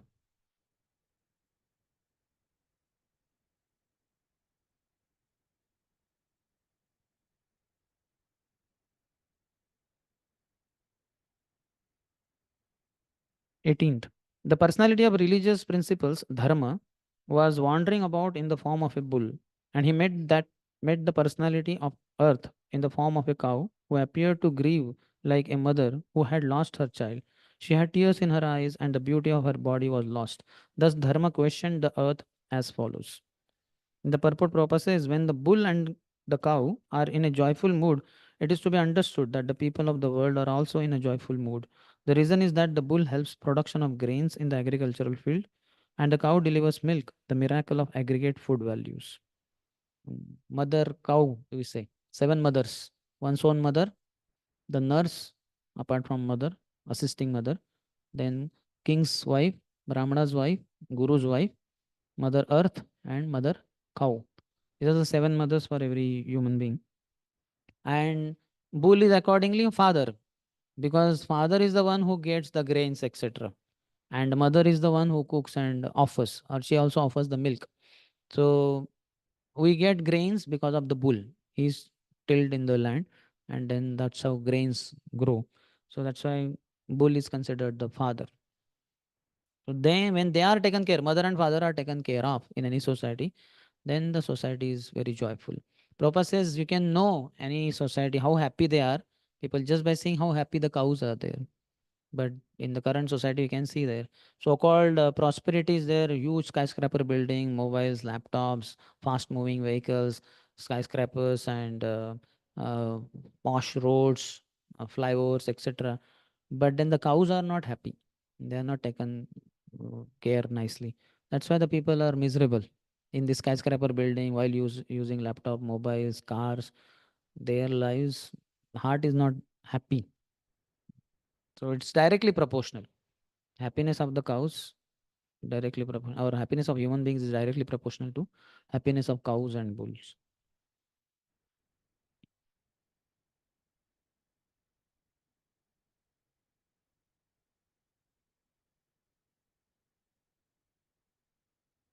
So this was his everyday procedure, Vishwanath Thakur says.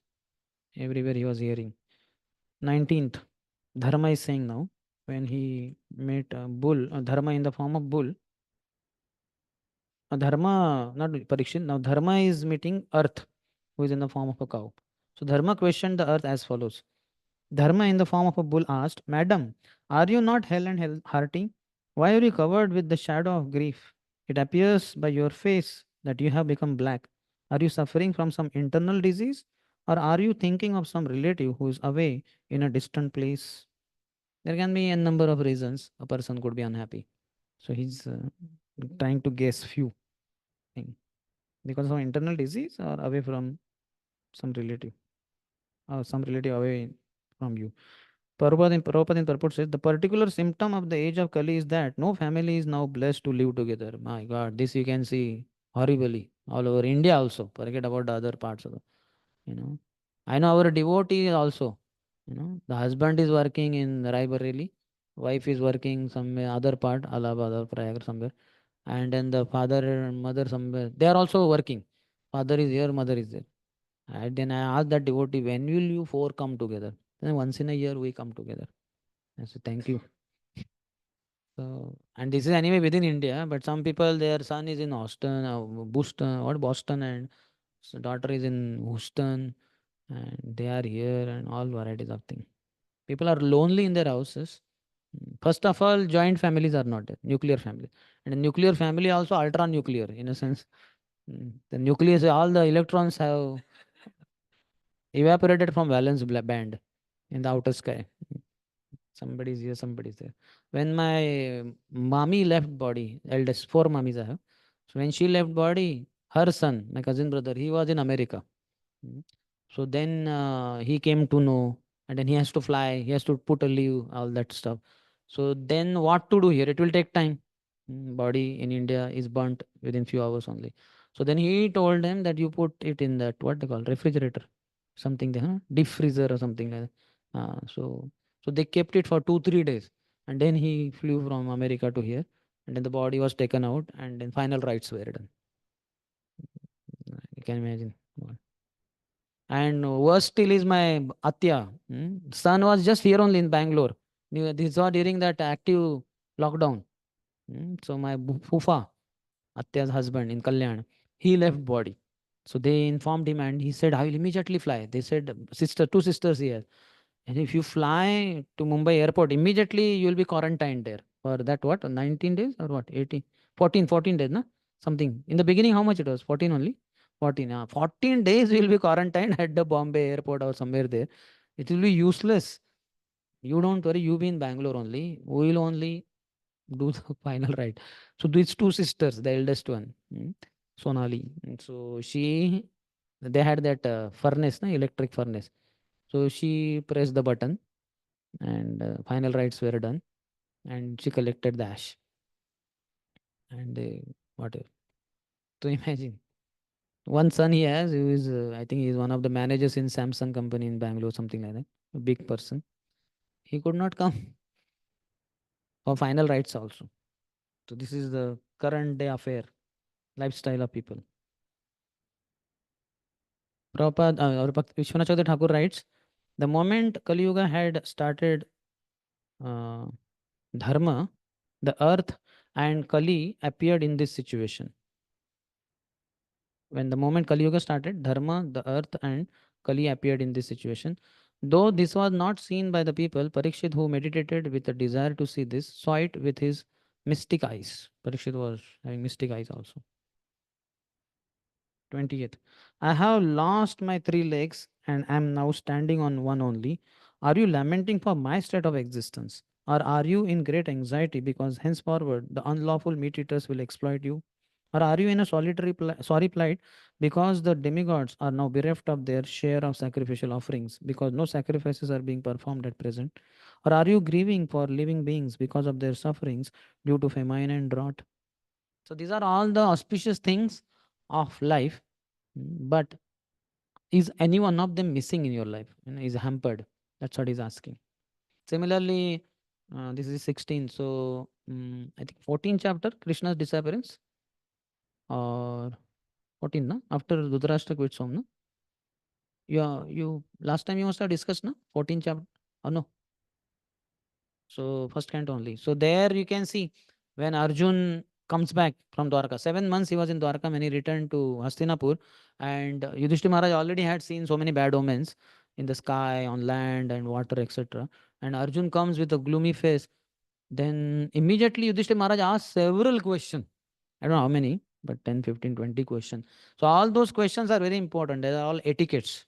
Is it that some woman approached and you could not give protection, or this happened or that happened? So these are all etiquettes to be followed, or norms in society. Similarly, here also he's asking all these things. Are the demigods they are denied their sacrifices? That's why you are unhappy. Or I have lost 3 legs. Are you unhappy about that? So like that. So that means these are all things should be there in life, in society. Prabhupada has given long purport.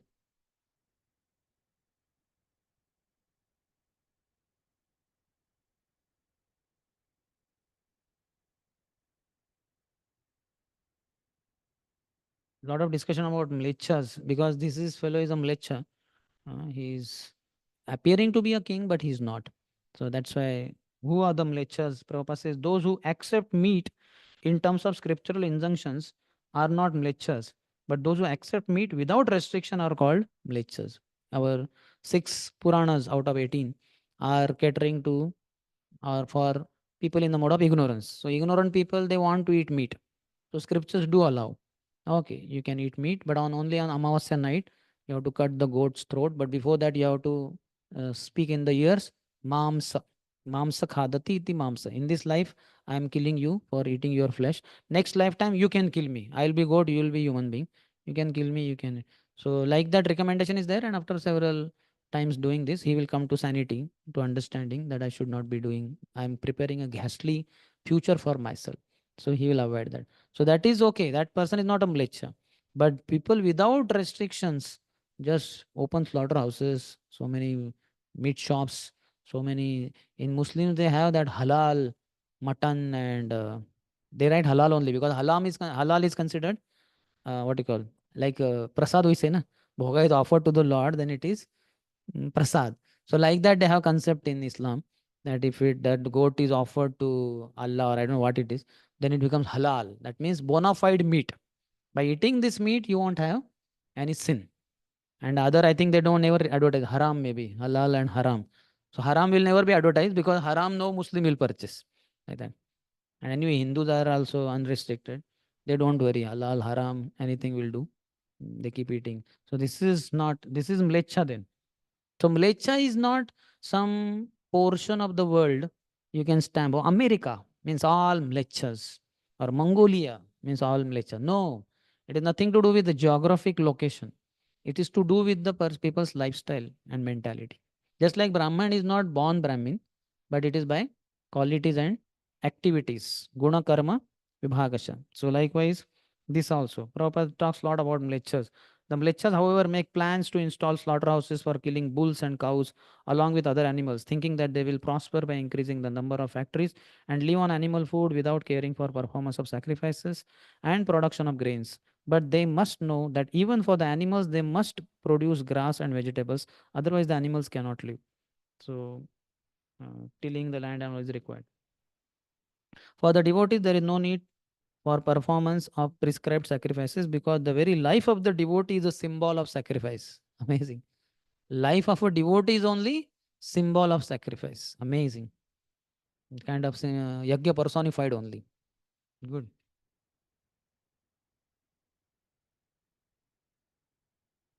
21st. Are you feeling compunction For the unhappy women and children who are left forlorn by unscrupulous person. So we see in society, so many women are just loitering here and there. There's no one. Uh, so they don't want to get married also. And they are staying away from parents also. Somewhere in Bangalore, Whitefield. You go in Whitefield area, Bangalore, on the road you'll find thousands of young boys and girls, all software engineers. There are a lot of, it's a software hub. So many boys and girls there. They have come some from North India, South India, East India, West India, Central India. They are all there. Likewise in Hyderabad also, High Tech City, Madhapur, and several other places. Bombay, Pune, we have Kharadi, Nagarpatta, some two more, Hinjewadi, and one or two more. It's like that. That's where we are having our centers also to serve those software engineers. So many children and women are like that, and then they will be misused by unscrupulous person. Or are you unhappy because the goddess of learning is being handled by brahmanas addicted to acts against the principles of religion? Saraswati Devi. These brahmanas claim, "Ah, we are learned, we know so many scriptures." Very proud brahmanas. Or are you sorry to see that the Brahmins have taken shelter of administrative families that do not respect Brahminical culture?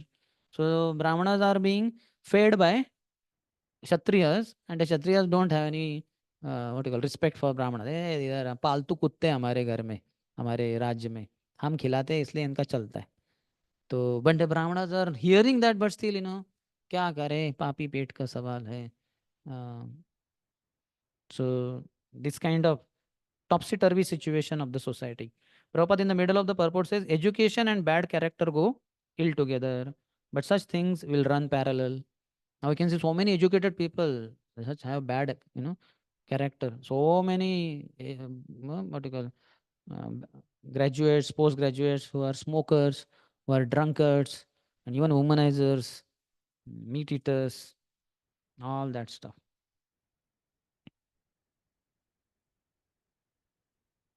22nd. The so-called administrators are now bewildered by the influence of this age of Kali, and thus they have put all state affairs into disorder. Are you now lamenting this disorder? Now the general populace does not follow the rules and regulations for eating, sleeping, drinking, mating, etc., and they are inclined to perform such anywhere and everywhere. Are you unhappy because of this? It's a common sight. So many, even young educated people also on the road here, there, some tapari, they'll be eating there, they'll be sitting like that. Even in big cities, even maybe small towns also, some kind of hotels nowadays, they have a table there and round table or whatever, and they have four people and they're all standing and eating there. There's no chair only there. Not that that fellow has no space or no money. That owner has a lot of money, but this is one style, modern life. Standing and eating there. God knows what kind of thing. Ideally, one should never stand and eat. Even water should be taken while sitting. One should not be standing. So many people standing only they drink water. They'll take Bisleri bottle, they'll bring, and while walking also. While walking, they'll put and they'll walking. It's time saving. Multitasking simultaneous. So this is not the proper human civilization. But unfortunately, these things are there in Kali Yuga. So he's asking her, are you unhappy because of this? So many bad things happening. Then he's in the commentary, Vishwan Chakra Thakur writes, are women not protected by their husbands? The children are not protected by the parents. Moreover, they are suffering because of merciless persons. Are you lamenting about apparent learned words, Devim Vacham, being spoken in Brahmin families of bad conduct? Are you lamenting about those of noble family who are serving kings who have no devotion to the Brahmins? 23rd. O Mother Earth, the Supreme Personality of Godhead Hari incarnated himself as Lord Sri Krishna just to unload your heavy burden. All his activities here are transcendental and they cement the path of liberation. You are now bereft of his presence. You are probably now thinking of those activities and feeling sorry in their absence. See, here also and there also, Yudhishthir Maharaj, Arjun, can see amazingly. Towards the end, they are coming to that real point also, that main core thing. And there also he says so many things. Is it that you could not protect this, that, and then towards the end he says, or is it that Krishna has left for the spiritual world?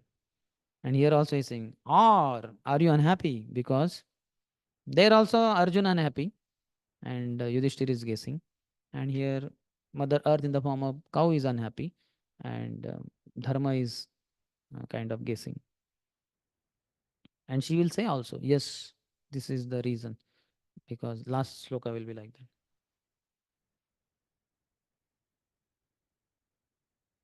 24th. Mother, you are the reservoir of all riches. Please inform me of the root cause of your tribulations by which you have been reduced to such a weak state. I think that the powerful influence of time, which conquers the most powerful, might have forcibly taken away all your fortune, which was adored even by the demigods. So, time is very powerful. You can say one of the most powerful. Krishna says, Kalosmi, Lokashayakrut Pravruddho. Time I am, the destroyer of the three worlds. Three worlds, that means 14 planetary system, upper, middle, lower, all three worlds, Tribhuvan, are destroyed by time. Yeah? When Mahavishnu will inhale, or even when Brahmaji's night starts, what happens? Lower 11 planetary systems, they're all gone. They are destroyed. Pralay. Bhurlok.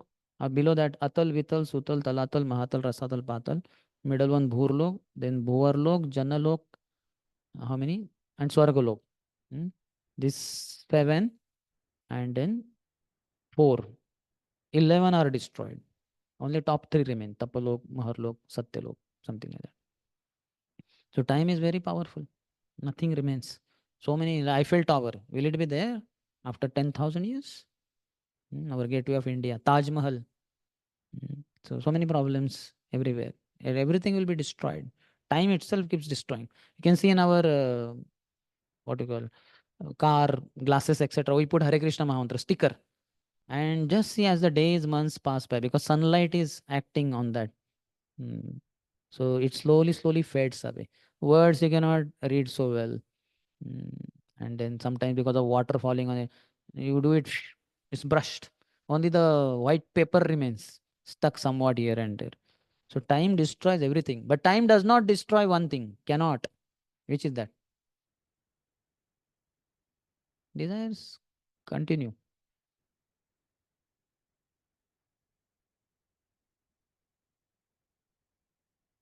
Ignorance. Ignorance will never be destroyed. Agyan cannot be destroyed by time.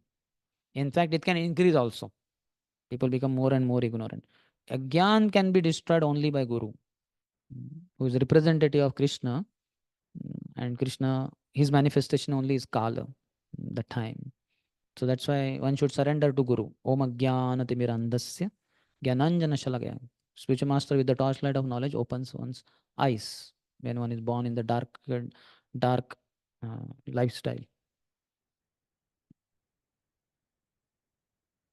So true what he's saying. Time is very powerful. Very powerful empires and all that. It's all decided. If you go to Jhansi ka Kila, how many of you have gone? Jhansi. I had been there. Our temple is there next, hardly half kilometer, or ISKCON temple of Jhansi. And you can from temple terrace and upper floor, you can see the Jhansi fort also, because that is high above the ground level. So now what remains? Only the fort is there. All the glory and all is gone. It is there as a site. People go inside. Shiva temple is there, I think Ganesh temple, like that. Because she was also great devotee of Lord Shiva, etc. But after some years, that also won't remain. 1000 years from now, 2000 years from now. Already when British people attacked, they wanted to attack and they were coming closer. And these people also on the top were ready with the cannons and all that. So the women who were assisting her, they said, should we shoot? Hmm? To Lakshmi Bai. She said, no, because they are hiding behind Shiva temple, which was some few meters away. They are also very cunning fellows, British. They knew if we hide behind temple, these Hindus can never attack temple. So she said, no, wait. If we shoot on them, the temple will be destroyed. So we cannot destroy dharma. We have to be protectors of that. And those fellows had already given bribe to the gatekeepers and all. And then they all entered inside. She was ready with some 1,000 warrior women. They attacked, but then They were less in strength only. And eventually she sat on that horse, Tufan, I think, Tufan or something. And she jumped. He was very powerful. She jumped down and she ran. She went to Gwalior, took shelter. But the Hindu king there only, they informed the British, this Rani is here. You can come and capture her. What nonsense. She ran away from there also. So this kind of, now at least some history is there and some historical sites are there. Eventually these sites would be lost. And even this history will be also destroyed. 10,000 years from now, 1 lakh years, 10 lakh years. There will be no name Jhansi Ki Rani, Lakshmi Bai, nothing. Scriptures will remain the same. Bhagavatam will remain the same from lakhs. Kali Yuga is going to remain for 4 lakh, 27,000 more years. So Bhagavatam will be the same. All this Parikshit Maharaj will be heard lakhs and lakhs of years later also. Okay, 25th.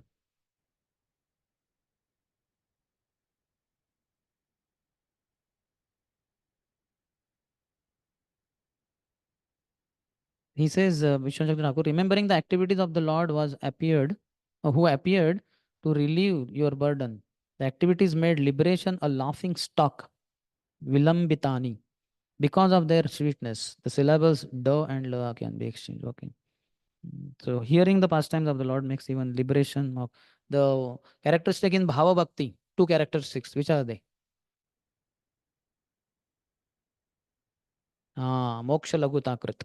Moksha Lagutakrit means liberation is made very insignificant. When one practices Bhava Bhakti stage reaches, for him liberation is insignificant. In Sadhan Bhakti stage, he may have attraction for Bhukti and Mukti, material sense gratification and liberation. But Bhava Bhakti makes liberation appear insignificant. Moksha, Laguta, Krut.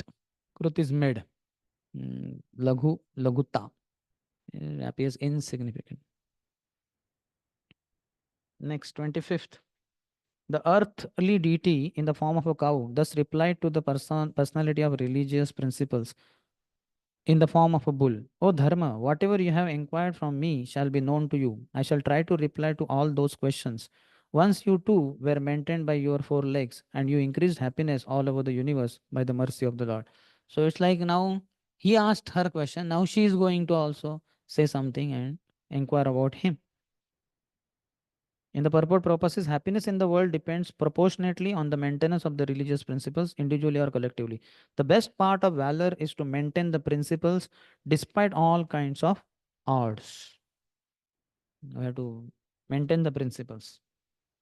So many odds will be against us, but the principle should be followed. And the highest principle is to surrender to Krishna. And Prabhupada, we can see, despite all the odds against him, bad health, no money, nobody known in Western countries, but he left to spread Sanatan Dharma, Sankirtan Dharma. So the principle should be protected despite all the odds being against. 26 to 30, 5 shlokas are together. Mother Earth is saying, in him reside, in him means Krishna. She is giving 40 qualities.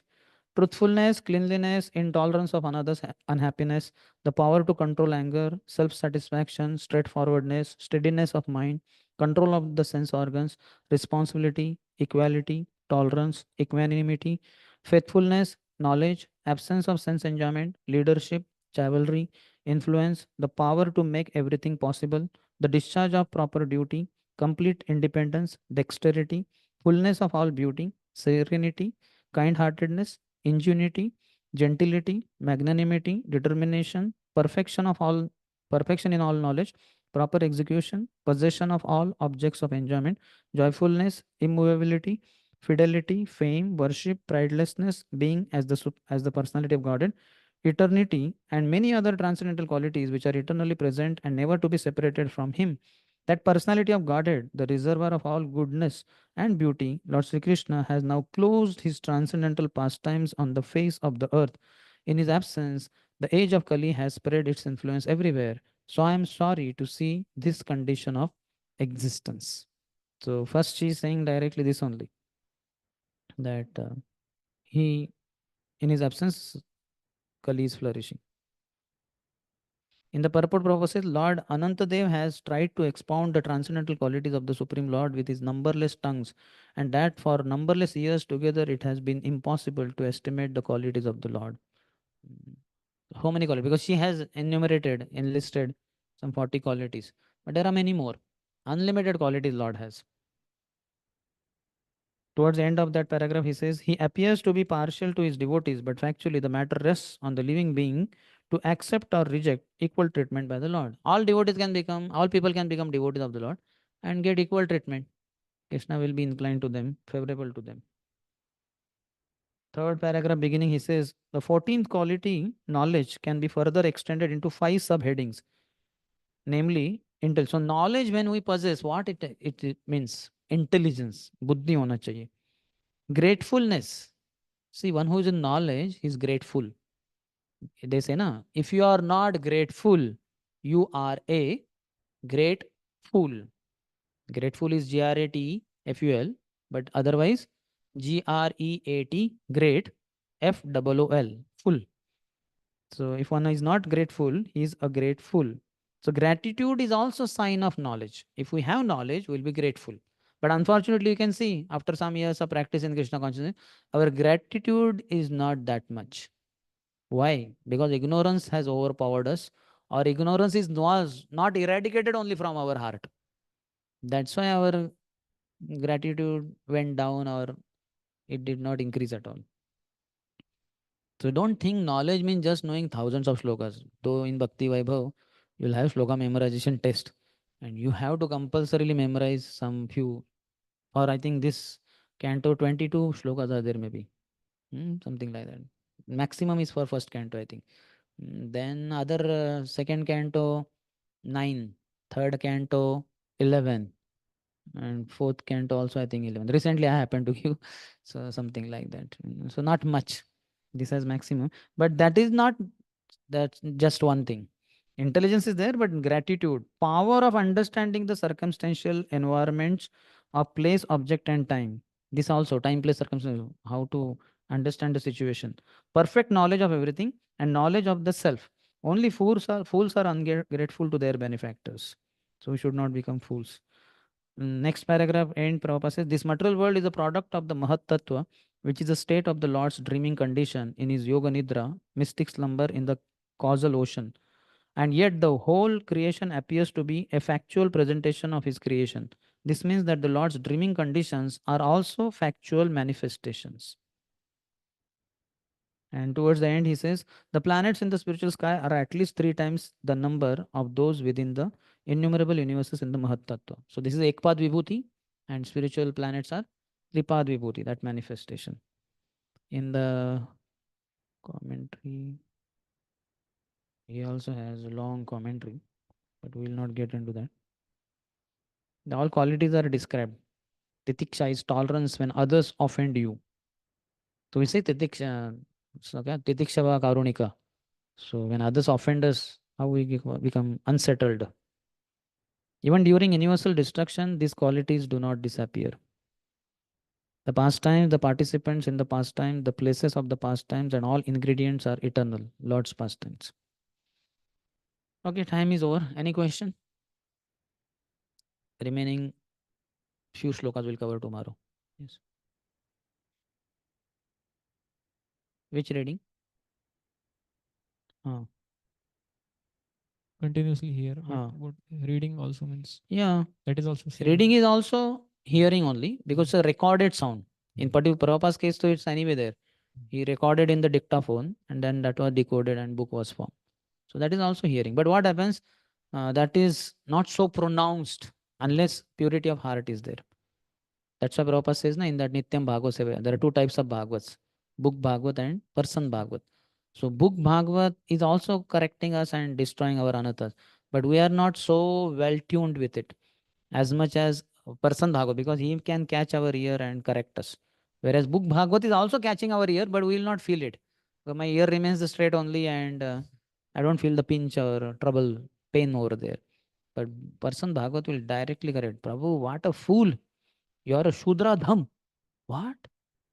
Not Shudra, Shudra Dham. I am the lowest of Shudras. He will be very heavy. So purification will be faster. So reading, no problem. We have to read. Because all the time hearing facility, just like now this class is ending. Now you cannot hear. You can hear recorded lecture and all that, but this class will end now. So we can read Prabhupada books. We can open them, start reading. You can hear Prabhupada. Prabhupada is ready to give 24 hours class. Speaker like me with limitations will end it sometime or the other. Yes. Any other? This is for them particularly. Yes. Anything online? Nobody checked anyway. Is there anything in the chat box? No? You're so confident? Acha, you have the access. Okay, fine. I don't know what technology. It can be operated from 2 laptops. Okay. Kim Purush. They have a half man and half uh, what monkey body. So when you see them, you know Kim Purush. Another word for them is Kinnara. Nara means Purush only. Are these human beings? Because they appear like monkey also.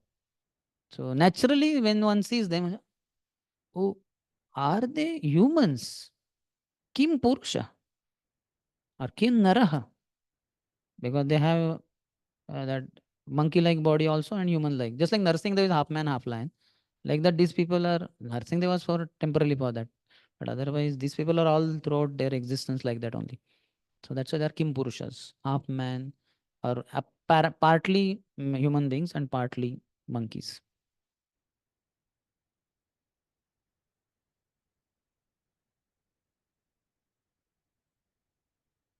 Prabhupada not allowing himself to go to hospital and getting treated by.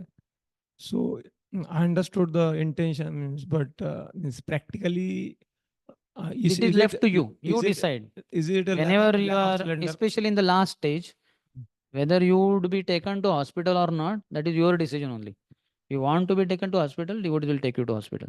If you don't want to be taken to hospital, you want to be here only in ashram, let me leave my body whenever time comes in ashram itself. But if someone goes to hospital, that not necessarily means that is a lack of surrender or something. No. No. Basically, great souls, pure devotees, advanced devotees, Krishna dictates them how should they deal with the whole thing. So they may deal. Just like Bhakti Rakshak Siddhamadhara is not some ordinary person. He's a pure devotee. So he allowed himself to be taken to hospital. Also, sometimes other devotees may request, like for His Holiness Bhakti Charu Maharaj, he was completely against to be taken to hospital. But when he got COVID in South America, and what is that place? Orlando. So there, other God brothers came to know. So they called Maharaj, Maharaj, please don't deny to be taken to hospital. Please accept. So because God brothers requested, they represented of Prabhupada. So, and they were, some of them were GBCs also. So he only always would say, no, always follow GBCs. So Prabhupada also had instructed. So he allowed to be taken to hospital. That last time, whatever inspires you, you may do. Different individuals will have different stand and they are allowed that. Okay. ग्रंथराज Shrimad Bhagavatam की जय, शिल प्रभुपाद की जय, समवेत गौर भक्तवृंद की जय, निताय गौर प्रेमानंदी।